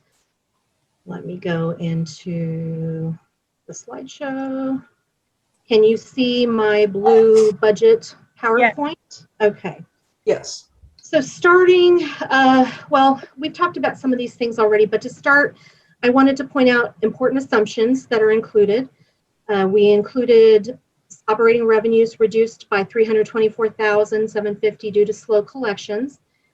That's part of where that additional operating drawdown or deficit is coming from. We included salaries, which are overlapping due to succession planning, about 160,000 salaries and benefits, I should say, excuse me. We have the final Morongo Basin pipeline debt payment of 132,000 included. We have the accelerated payment of CalPERS unfunded accrued liability for an additional 26,000. No early payoff for CIRP loan. No chromium assumptions. No reimbursement from the Water Capacity Fund for Saddleback reflected. Roughly that will total about 752,000 and create, okay. So at the time that I prepared this slide, I thought it would create a receivable from the Water Capacity Fund. I thought it would exceed what we had in the Water Capacity Fund. We are just about even now, so that's good. So we actually have that funding. The rate study also does not address the UAL, which is the CalPERS unfunded accrued liability, the early CIR payoff, or the CIRP costs in excess of $1 million in total capital costs.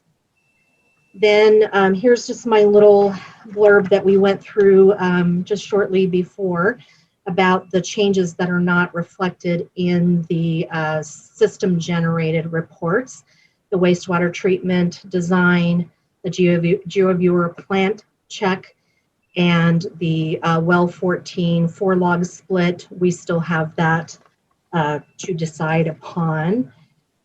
Moving into the, let's see here, and I put at the top, you can see I referenced the page number of the packet so you can follow along, and this is just an excerpt from that. But you can see here that our update down at the bottom added 330,000 to the 21-22 capital total and increased that to 1.976607.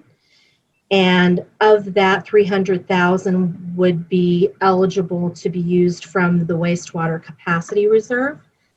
And this latest update brings the capital total for both years up to 3.8 million. So I'm I'm sorry, was there a question? I have a question. Uh-huh. My understanding is when the water capacity fund was created, that was supposed to be specifically used for the wastewater treatment. And how did we get to the point where we're taking money from the wastewater capacity reserve and putting it in capital improvements? And I understand that it can be used for expansion, but this was originally supposed to be saved for the wastewater treatment. It So is. how did we move? It is. It would be the 300,000 that we're including for the wastewater collection and design, the master plan design. Sorry, I know I'm getting that name incorrect, but what we just added is a capital project. It's 300,000 for the wastewater. Sorry. Master I'll plan. find it here. The wastewater treatment and collection services, a master design plan. And so that is eligible to for us to use wastewater capacity funds to reimburse for that. Okay, and then also, what about well 10? Well 10 has been a problem child forever. Is there anything projected or put aside for well 10 for the next budget year? There is not. There is a reimbursement, I believe, for, correct me if I'm wrong, I think it was well 10, Jim, that we did all the emergency work on. Oh, we can't hear you. Correct. Yeah. There we go. Yes. Sorry about that.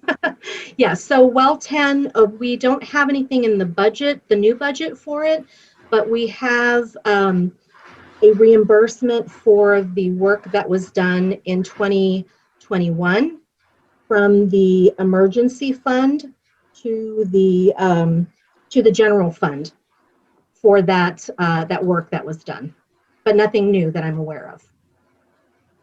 And that's what that is there for too, Barb. So if well 10 does cause an issue, we're not expecting it this year, but if it did, then we could draw upon those emergency reserves to address Correct. it. Correct. Thank you. Mm-hmm. All right. So let's see. We have on page 7 the combined section of the, I'm sorry, page 6 still, if you're following along in your packet. Okay. So you have the combined section of this page. And the update here that I noted was that we added the 330,000, which was the 300 for the wastewater master plan design, and the 30,000 for the additional GeoViewer plant check, for a total drawdown of 2.6 million to the reserves, including 300,000 that can come from the wastewater capacity reserve, because that wastewater master plan qualifies for that. We will have a net drawdown of 2.185 million for both years. So that means among all our reserves, we would expect those to drop by about 2.185 million. Moving on to the, still on page 6 of the packet, the budget summary, the operating and capital sections. So we have here again the same update, the 330,000, same reasons, and that brings our capital expenditures for both years to 3.8 million, which is the total of these two plus the 330,000. Just looking to see if there's anything else of interest here. You can see here, which is kind of a well, with with the wastewater, it's actually going to increase from the 2021 to the 21-22. It was the capital expenditures were going down. They are now increasing, but by way of utilizing the wastewater capacity reserve. So that's a good thing. At least we have funding that is designated for that purpose. Any questions before we move on from that? I'm going to get into the operating programs. Okay.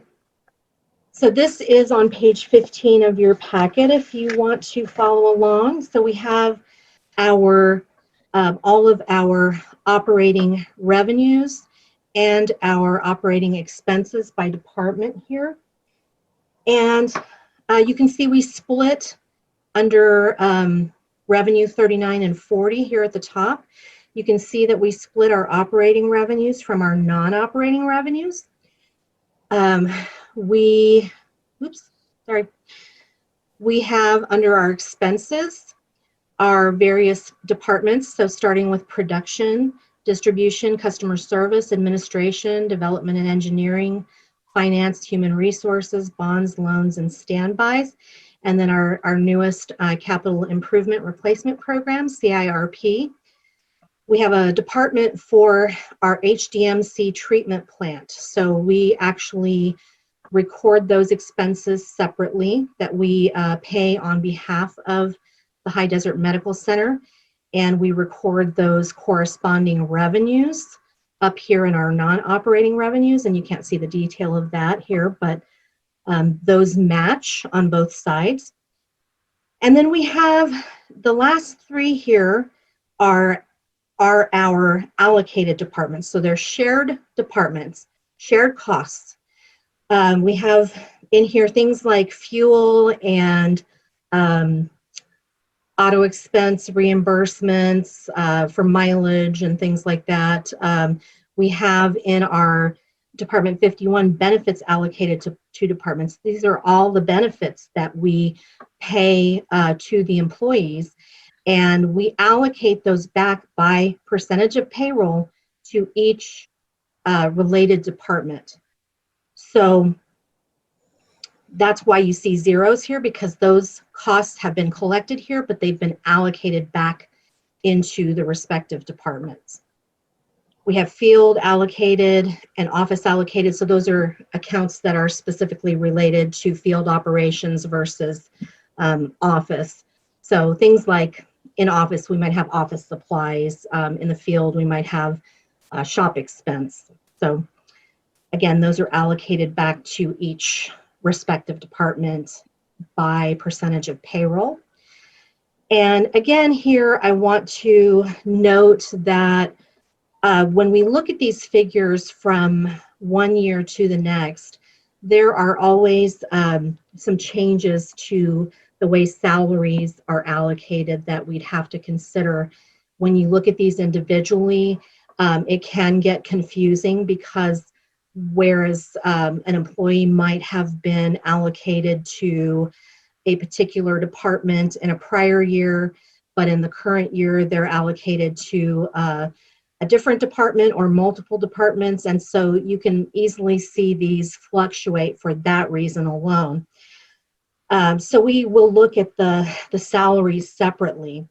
In terms of detail of the operating account or the operating budget, I'm sorry, I don't have a slide for that, but I do, if you'd like, we can talk about the pages in the packet, which start on page 8. We talked about some of this already, and I'm not sure that you want to go into that level of detail. If we talk about every single one of these accounts, we're going to be— Can I talk about something on page 15? Yes. The line item 51, 52, 53, those benefits allocated to departments, and they're zeroed out. Yep. And then you say they're allocated. Is it helpful for us to see those zeroed out things? And because we wouldn't have understood that unless you explained it. Yes, but then it would also not reflect in the department that it's going to go to. So I could present it that way, but then it's going to under-report the other departments. When they're zeroed out, when you're showing things that are zeroed out? because it's been allocated back. So you always want to see the zero there. When we're done allocating, the place that we're allocating from should be a zero. And now those costs are split among these departments 1 through 12. Is that GASB again? No, that's just that's GAAP. It's GAAP. It's just a accounting practice that we, instead of having, for example, we have, what do we have here? 4, 5, 6, 7, 8. Instead of having 8 different office supply accounts, we only have one under under Department 53. And we then take those costs and assign them back to a portion back to production, and a portion to distribution, and a portion to customer service, etc. Otherwise, we would have, again, tons and tons more GL accounts to capture all those individual costs by department, and the administration burden of trying to capture those actual costs as they're incurred. I get that. Everybody would have to identify. Yeah, okay. I get that, but So- to me, it seems like this is more of an internal for your benefit than something that, I don't know. I'm just saying. Well, I think I understand what you're saying. If we showed those here, which we could do, then Or not it show would 51, 52, and 53 here. Oh, okay. Yeah, I mean, I can, that's interesting. I'm kind of thinking about how these look in the final budget. We even have done charts with these, and I'm trying to recall if we provided the because we wouldn't have done that on just zeros. I'll think about that before we do the final presentation, see if there's something we can do to make that a little bit more clear, or at least eliminate those. Is that what you're thinking? Yeah, because I just don't know how it helps us to see those three items and zeroed out across. It just doesn't. It's like almost like a red herring out there. Well, when you look at the detail in on page, it starts on page 12 of the packet. So you have at the bottom, program 51, you can see benefits allocated to departments and all the detail that is included in that. And there you can actually see the total that was allocated. If you turn to the top of page 13, for 21, 22, for example, 1.629 million was allocated back from that shared department to the individual departments. I wouldn't have known where to look for that. Summary. That would be, Yeah. It's very confusing, and I gotta say, going back and forth from page to page, line to line, and trying to find what matches up. I'm really confused this time. Well, it's nothing different than what we've done in the past. However, we don't have all the detail here on the slide. We're just looking at the totals. And in total, once those allocations are completed, we have a zero balance in those shared accounts now. So we can not talk about those allocations, but to be transparent, that's where those figures are coming from.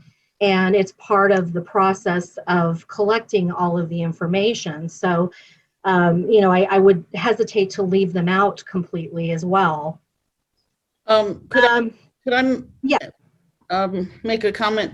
I'm just wondering, is there a way to, this is a summary, it says, is there Yes. a way to maybe in parentheses next to 51, 52, 53, just say that expense offsets the income, and the balances out somehow. Offsets. Yeah, I know, but that's what I understand. That's what I understand. So it's Expense equals income, and so they zero out. I mean, is there some way to just make a statement like that? there is. I think that's something that's more possible once we take it outside of the software. and Oh. bring it into Excel, then we can put different descriptions in there. It's just, a little limited. Otherwise, Okay. we're having to manually add all of these different things as Right. we are also changing and updating the figures. So it becomes very, Or an asterisk? it's not so much, well, it's not so much even that it's just time consuming.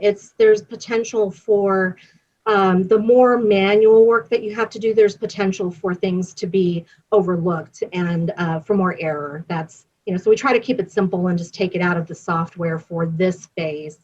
But yeah, I can definitely look at putting some additional descriptions into the final presentation budget.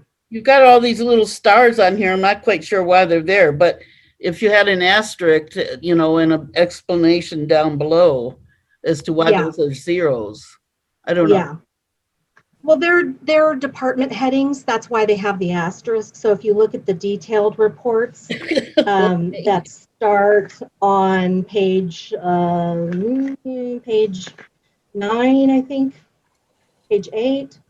8. Yeah, page 8 of the packet. There are those are just headings for each department. So, and we've just pulled the summary out here, Right, because I don't know if we want to discuss every single one of the accounts. Some of it is very routine and boring. Most of it is very routine and boring. But certainly if there are any areas of interest, we can discuss them in detail as needed.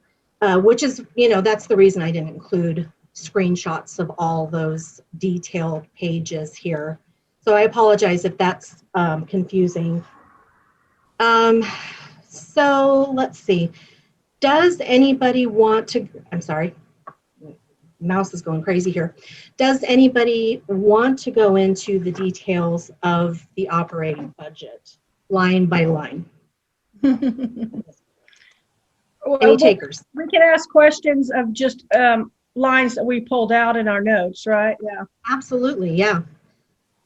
That's what we've really done in the past, rather than trying to hash out a lot of detailed lines that are pretty routine.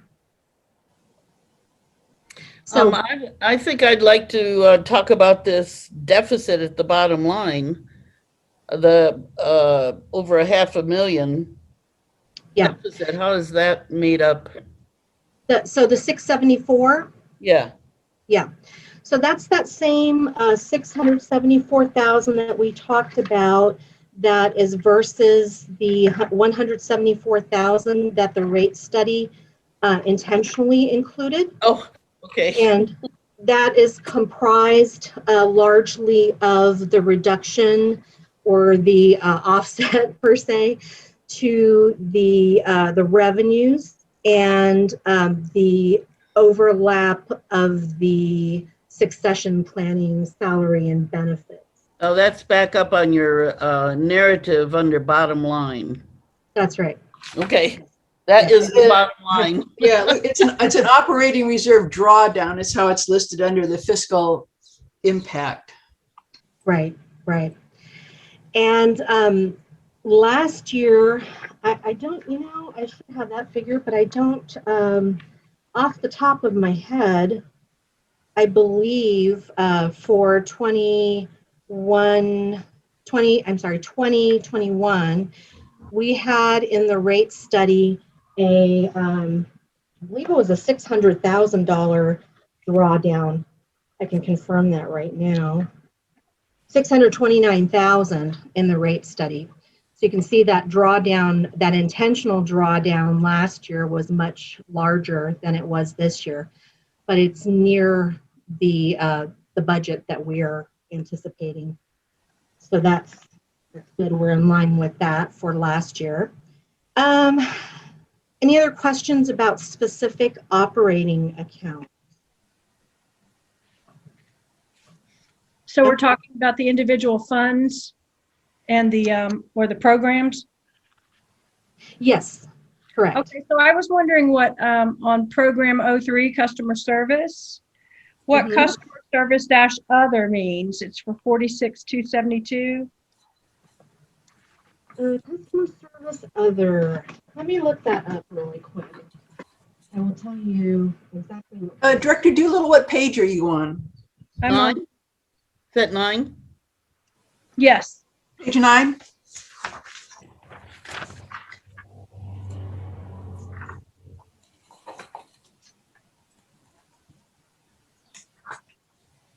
I'm getting into the software. So. Oh, okay.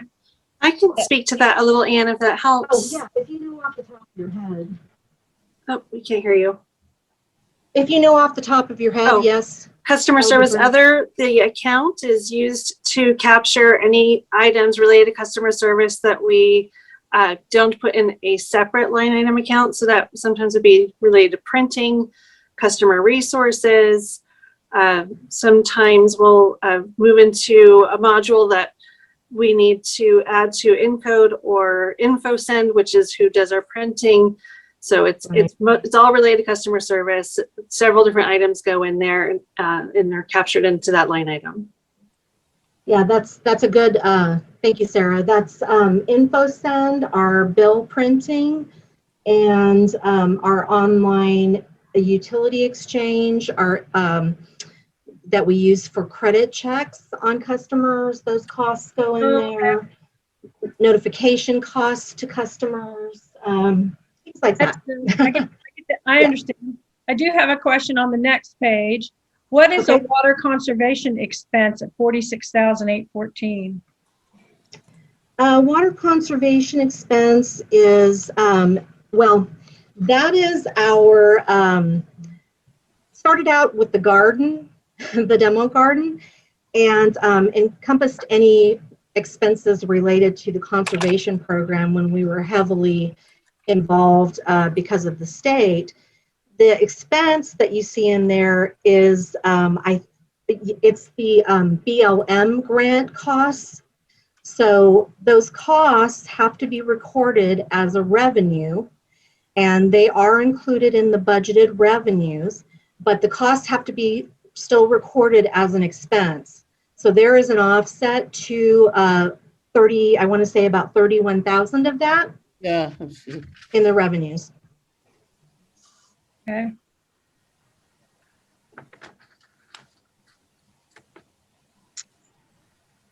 Let me see, I could probably tell you specifically where. Okay, if you look at page 7 of your packet, the last line there is grant revenue federal for $31,020 in the 2021 mid-year column. That is the BLM grant, the costs of which would have been included in the water conservation. Okay. And then I had on page 12, let me go to that page. I have kind of small screen problems too. Oh, yeah. Sorry. Well, I know they're tiny. An email. Okay.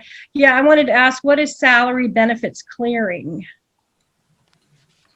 Salary benefits clearing is, okay, for CIRP, salary benefits and salary clearing and salary benefits clearing. Those are related to the portion of the CIRP department's salaries and benefits that are allocated back to the capital projects. So we capture all their salaries here in this department, but then we have to allocate part of it back to the capital projects. So for example, to Saddleback or Tilford. And so we offset those costs here. So what we end up with in this 512 department, department program 12, is just the expense portion of their salaries. What is not attributable to the capital project. Does that make sense? Cut off is Saddleback, right? Project Saddleback? No, because it wouldn't just be specifically for Saddleback. It would be for it will be for Tilford too. Yeah. It starts with an S. I don't know what it. Yeah, I don't is, let me see, salary, project salary, Salary. project salary, yeah. Okay. Sorry, we have space limitation issues. Yeah. Well, and one other thing I'd like to say, and this is just a more general comment, is since I've, come onto the board, and I've heard this before I came onto the board when I was looking at videos and things like that, and I kind of alluded to this in our last board meeting, that staff is overworked. And I don't know from looking at this that I can see where any of that there might be any relief. Mitigated. Yeah, I'm not seeing where that might be. So either I'm wondering, am I incorrect in understanding that the staff is overworked? And, or, is it, I know what it takes to train somebody. So I know you can't just instantly hire someone and boom, have them hit the ground running. But I'm just wondering where that's being addressed. So that would be in the salaries and benefits, and we can talk about that a little bit more when we get to those last 2 pages of the packet. That will describe how we've changed the positions from last year to this year. So you'll see some of that there. Of course, what's not addressed is not addressed. So, I mean, if there's not a plan at this point, then we don't see it here. But we do have some additional funding in here for staffing. So, so there is a component of that. And I'd like to speak to that too when we get to that part, if you don't mind. Oh, okay. Yeah, sure. Any other questions about the GL? Sorry, the operating GL accounts. I have a question on page 17. That's we talk about capital revenue from grants, and it looks like there's nothing anticipated from the state. Is there nothing in the works? Yeah, we have. Correct. That's correct. As far as I understand, that is correct. Okay. If the state did come up with some funds or drop down from what they're talking about, their extra funds they have, would we adjust the budget, or how would that? Yeah, we can adjust the budget once we have a commitment on something. We wouldn't want to adjust the budget before we have a commitment from someone, an agreement on a grant or something of that effect. Yeah. But yes, absolutely. Because hopefully they will filter down to the small districts, hopefully at some point. I hope so. I do. Hi, this is Mike Reynolds. I'm my power went out and electricity went out, so I called in. So I don't know if it says it's me or not. Hi, Mike. Oh my goodness. Just to let you know, I'm back. Okay. Thank you. All right, we're talking about the operating budget in more detail. If you have any questions, Director Reynolds? Not at this point. Thank you. All right, so I'm going to move into, well, I'll start with my slide here, which if you would like to discuss the CalPERS unfunded accrued liability further, we have this information available. You let me know if you feel that there's further discussion needed for that.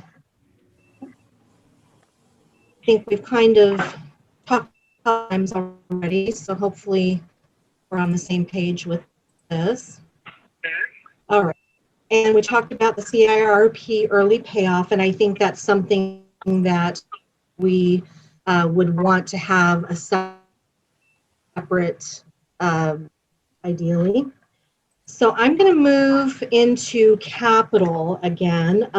We talked about this in detail at the last meeting, so please let me know if you would like to discuss any of these projects in more detail today. Otherwise, I will kind of skim through and just give you the totals here, which I've updated. You can follow along on page 19 of your packet. And I included here again our note about the wastewater treatment and collection design, the $300,000 that will be eligible to be reimbursed from the water capacity reserves. The addition of GeoViewer plant check module for $30,000 that will be, and the well 14 4-log split will need to adjust. You can see that here on page 18, where we've got that whole $650,000 in the. So in total, fortunately, got that in. Budget is 1.976 million. Again, including 300,000 from the wastewater capacity reserve. And the total capital for both years is 3.8 million. Any questions or desire to talk about any of those in more detail? Okay. Well, okay. Oh, The efficient, I knew we were taking some money away from the efficiency study and giving it to operations, capital. Some to capital and some to capital and some to operations. Okay. Right. Yeah, so that zeroes out in the mid-year and the 21-22 budget. So there is no further funding for that. Was that it, or any other questions there?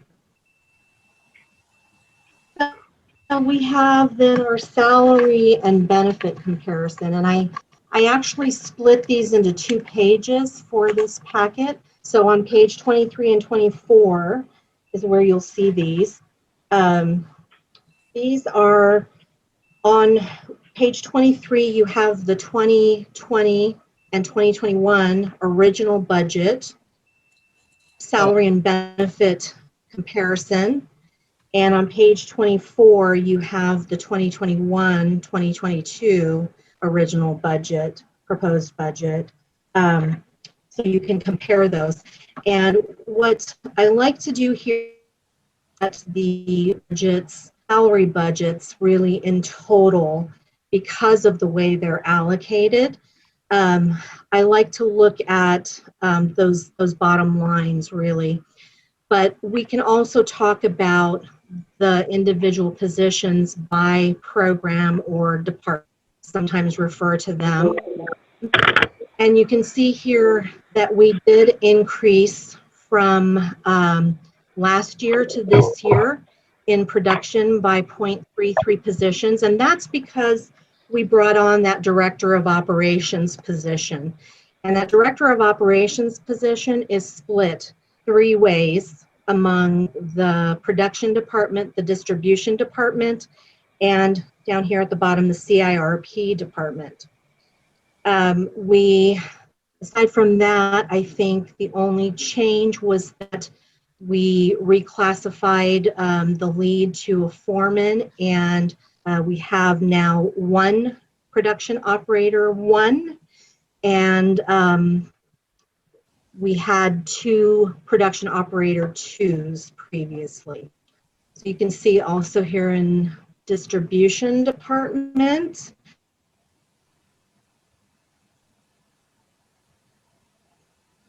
that of operations that split, but we eliminated the water distribution supervisor and added, or reclassified, I should say, the water distribution foreman from the lead position.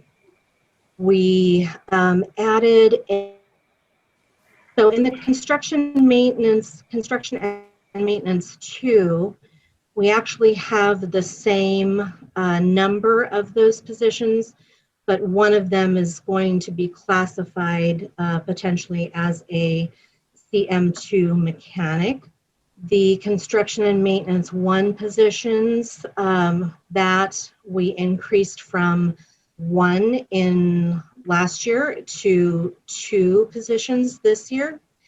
And we also reclassified the field service technician positions, which were previously assigned to customer service, to the distribution department 50% and 50% to customer service, because they actually are being utilized in different ways now. In customer service, we had the director of administration position, which is split again 3 ways among customer service, administration, and human resources. We have a new supervisor. We called it a TBD supervisor because we didn't have the exact description at that time. We've subsequently thought maybe a customer service / development position. And that is split 50% customer service and 50% to administration. We have the 2, well, a lead customer service rep and a customer service rep, 2 of those. And our accounts receivable technician, who is actually in finance, but partially works with customer service related tasks. So we have her split 25% to customer service and 75% to finance. And that split changed from last year, which was a 50-50 split between customer service and finance. The other positions, I think, are the same, with the exception of what I've already mentioned about the field service technician. Our development position is at this point not included, not funded. We have in administration 3.5, what is that, 3.5 or 3.59? Even mine's a little bit blurry here. We have our AGM controller is gone, which previously that position, which was Susan's position, was split 40% to administration and 60% to finance. The new position, my position, is actually 100% dedicated to finance. We have lost the safety coordinator position, and let's see, here's the director of administration. That split changed a little bit. Our TBD supervisor, here's that public information position that we thought we were going to have, but now we just learned that that will be not a salary position. So we will move that budget out of salaries and into our public information GL account. So I'll be making that change before the final budget. And we have in finance, we went from 3.35 positions to 4 positions, and that's just based on the changes to those allocations. The change from the AGM AGM controller and to the director of finance being not split, and that split change for the accounts receivable technician. And then we have in human resources just a little bit of a change in the split there. We have our directors, and then down at the bottom we have our capital improvement, our CIRP crew, and that again, we added the director of operations there. There's a partial split to that department, reclassified a lead to a foreman, and the pipe layer 2 and the pipe layer 1, those are the same. And we have also 2 laborers there. So in total, we have gained, with all those splits, we've gained I believe a half of a position. So 3.3, yeah, gained a half of a position. Sorry, look at my notes here for some other information. Then we had an increase in the budget because remember in 2020-21 we were down 3 positions. Which now have been either reclassified or absorbed in some way. Sorry, Sarah, did you want to speak to this while we're here, or? You're doing a great job. I'm sorry I had to log out of my session because the Wi-Fi in the office is going a little bit crazy. I know, So, I keep seeing that it says it's unstable. Yeah. Okay, I wasn't sure if you had something to add to it. you're doing I a great keep job. seeing that it says it's unstable. Ann? Yeah, I had. Oh, okay. Can you hear me still? It's cutting out quite a bit, Ann. Yeah. Oh, no. Ooh. Okay. Ann, this is So Jane. should I call in too? Ann, that's what I had to do. I can hear you okay, Ann. I can hear you, but you're frozen. Your picture's Video's frozen. Oh, Well, we can okay. hear. Yeah, everybody's frozen on my end too. We're just not, we're not getting good quality right now. It sounds a little garbly here. Is it? Perhaps re-log in, Ann. Okay, let me try to log out and back in. Oh, all right. While Ann is doing that, I can speak to some of the positions. We do know that we are going through some growing pains or changes. We had some attrition last year, and with COVID on top of that, we have not filled all of the positions, but we do plan to begin recruitment here shortly. We have a couple of other pieces we want to get into place, such as our payroll up and going before we add new people into the system, and just spreading the work across a little bit differently, redistributing some of the duties. So I think once we get fully staffed back to where we were, then we should feel a little bit of relief from some of the extra duties that Stacy had spoke to a little bit earlier. So if that doesn't do it at that point, then of course we'll readdress. And then these changes too that are in this proposed budget, they still have to, some of them still have to be negotiated with the union. So I just want to make sure that that was understood as well. Sarah? Yes, ma'am. I have a question about a couple of these positions, which are all split, spread between all your different departments. Who is general office assistant and who is accounts receivable technician? Our office assistant right now is Christina. She's working in customer service primarily right now, though, because we had a recent separation of employment. And our technician is Gail Emery. Okay. The accounts receivable or accounting technician. Yeah, I see that they're split between 2 or 3 departments, but what is your official, what's your position? Is it?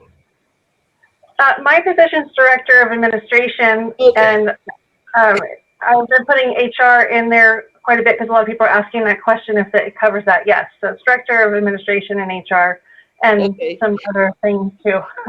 Okay, so your third is in HR and a third is in administration and a third is in customer service. Wow. Okay, so that's why sometimes we have a question, like I had a customer service question and all of a sudden I had 3 people, 3 people trying to answer my question. So, okay. One person, I oversee customer service. We're hoping to add that supervisor position, which will be great because it'll give a separation between human resources and the rest of the positions and give the folks in customer service a second level to have before they get to HR. So that's another reason for adding that position. Okay, thank you. Great, good to hear. Good to hear. Thanks for explaining that. Oh my. All right, well, there wasn't much left really to say, but I did want to point out there, can you hear me? I'm back, I hope. Okay.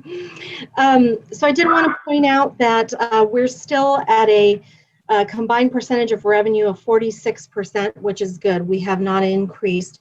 So although the costs have gone up, they've gone up proportionately to the revenue. So I think that speaks to a lot. So questions on the salary and benefits budget comparison?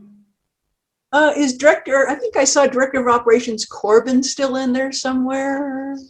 Yeah, he's Yeah. the one that's split three There he ways. is. There he is. In collection, distribution, and CIRP. I wondered if he wanted to talk anything about the, Jim, did you want to talk anything about the people and the staff and the crew that's under your departments? In what way? Well, I don't know if you heard, but Sarah was explaining some of the splits on who's doing things, and also talking about needed staff. Anything you want to talk about in what you have purview over? Yeah, CIRP obviously, and all the projects that they're working on. The distribution side, which does all the new services and leaks and stuff like that. Customer service and the pumping plant. We're going through some changes, so it's hard for me to, I don't want to overshoot anything because, it's going to be all predicated on what the board decides to do. We're all working really hard and doing our best with what we have. And I think we're making headway in a lot of areas. So somebody had mentioned earlier about being overworked or whatever. That's kind of the nature of the game, if you will.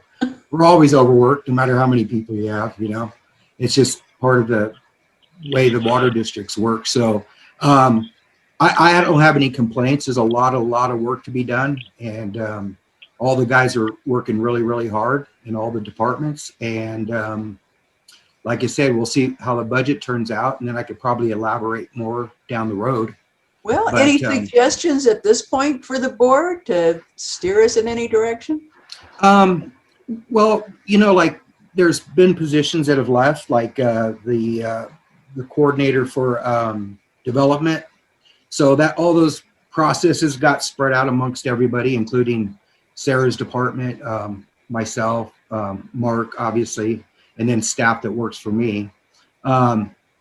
It's growing pains, like Ann said, I think. We're just going to have to see where this budget takes us. And then I think, once we settle in with some of the attrition and stuff, we'll have a better idea of what we're up against.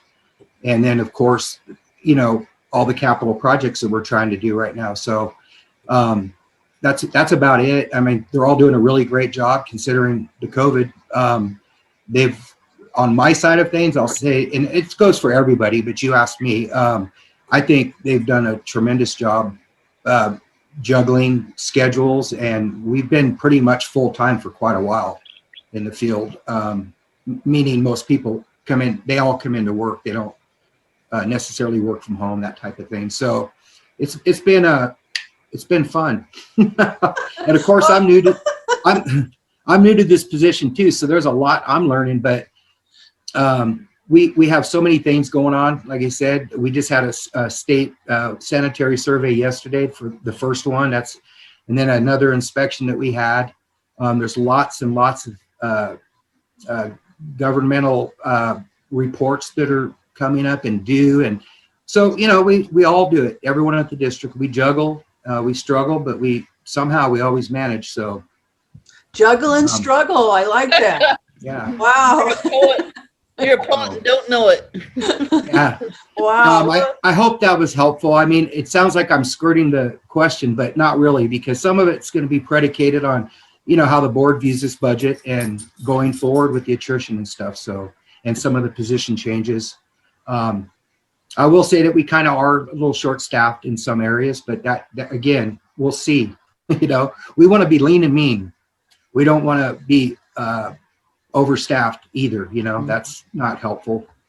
Right. So, We're finding just the right spot. yeah, exactly. Thanks, So, Jim. You're welcome. Yeah, that was a great comment, Jim. I echo that, and I think that we have to wait for the dust to settle a bit to see where we need to go from here. But certainly these expansions of programs like the CIRP, it's a huge program. It's a big undertaking for field operations, but it also trickles down to administration. you know, we have to support those programs. And so certainly we're all impacted. And I think in the next year, we'll be in a better position to determine what other needs there might be without going to the point of overstaffing. So, Yeah. all right. Well, I really, I have come to sort of the end of my very fun presentation, I think. I would say we could wrap it up with some final questions from the board. I'll go through person by person here. I'm looking right now at Mike Reynolds' phone, maybe. Director Reynolds, are you still here? Yep, yeah, that's a fine phone I got there. I appreciate all the input. I have no questions. Okay. Vice President Flowen. Just briefly, Ann was saying something earlier about it's hard to know what each individual person might want. And an answer to that would be to go to our mission statement, and then under that, the values that we hold. And one of them would be fiscal responsibility, which is to manage all resources as if they were our own, whether revenues, assets, or water supply, in a conscientious and appropriate manner. Also, today, we've addressed another value, which is transparency, which is to openly and honestly share information about our operations with the public. And I don't see a lot of public here other than the usual suspects. But we're open, and we have our doors and our windows are open, and we're just waiting for anybody that wants to come in and ask a question or to offer a suggestion. That's all. Thank you. Or watch the meeting later, because it is being recorded, so they also have the chance to do that. Let's see, where else am I here? I've got Director Doolittle, you're next. I just had a question. If we were to receive some grant funds from the feds or through the state from the feds, who administrates those grant funds and administrates the grant itself? Well, it's a position we don't really have, as far as I know. Would you like to address that, Mark? Yeah, I mean, currently, you know, the old development coordinator position used to do a lot of that stuff with the, you know, on the operations side of things. Typically, the department that's received the grant, which I, you know, admit has been quite a few less than we'd like to see as of late.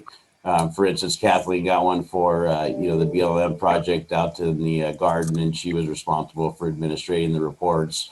I have one for a planning grant that we got for Saddleback that I'm responsible for pushing out the reports on, that I kind of carried with me from the old director of operations position or assistant GM position. But certainly moving forward, I think with some of these, you know, grants that are upcoming, I think they're going to be moving quickly.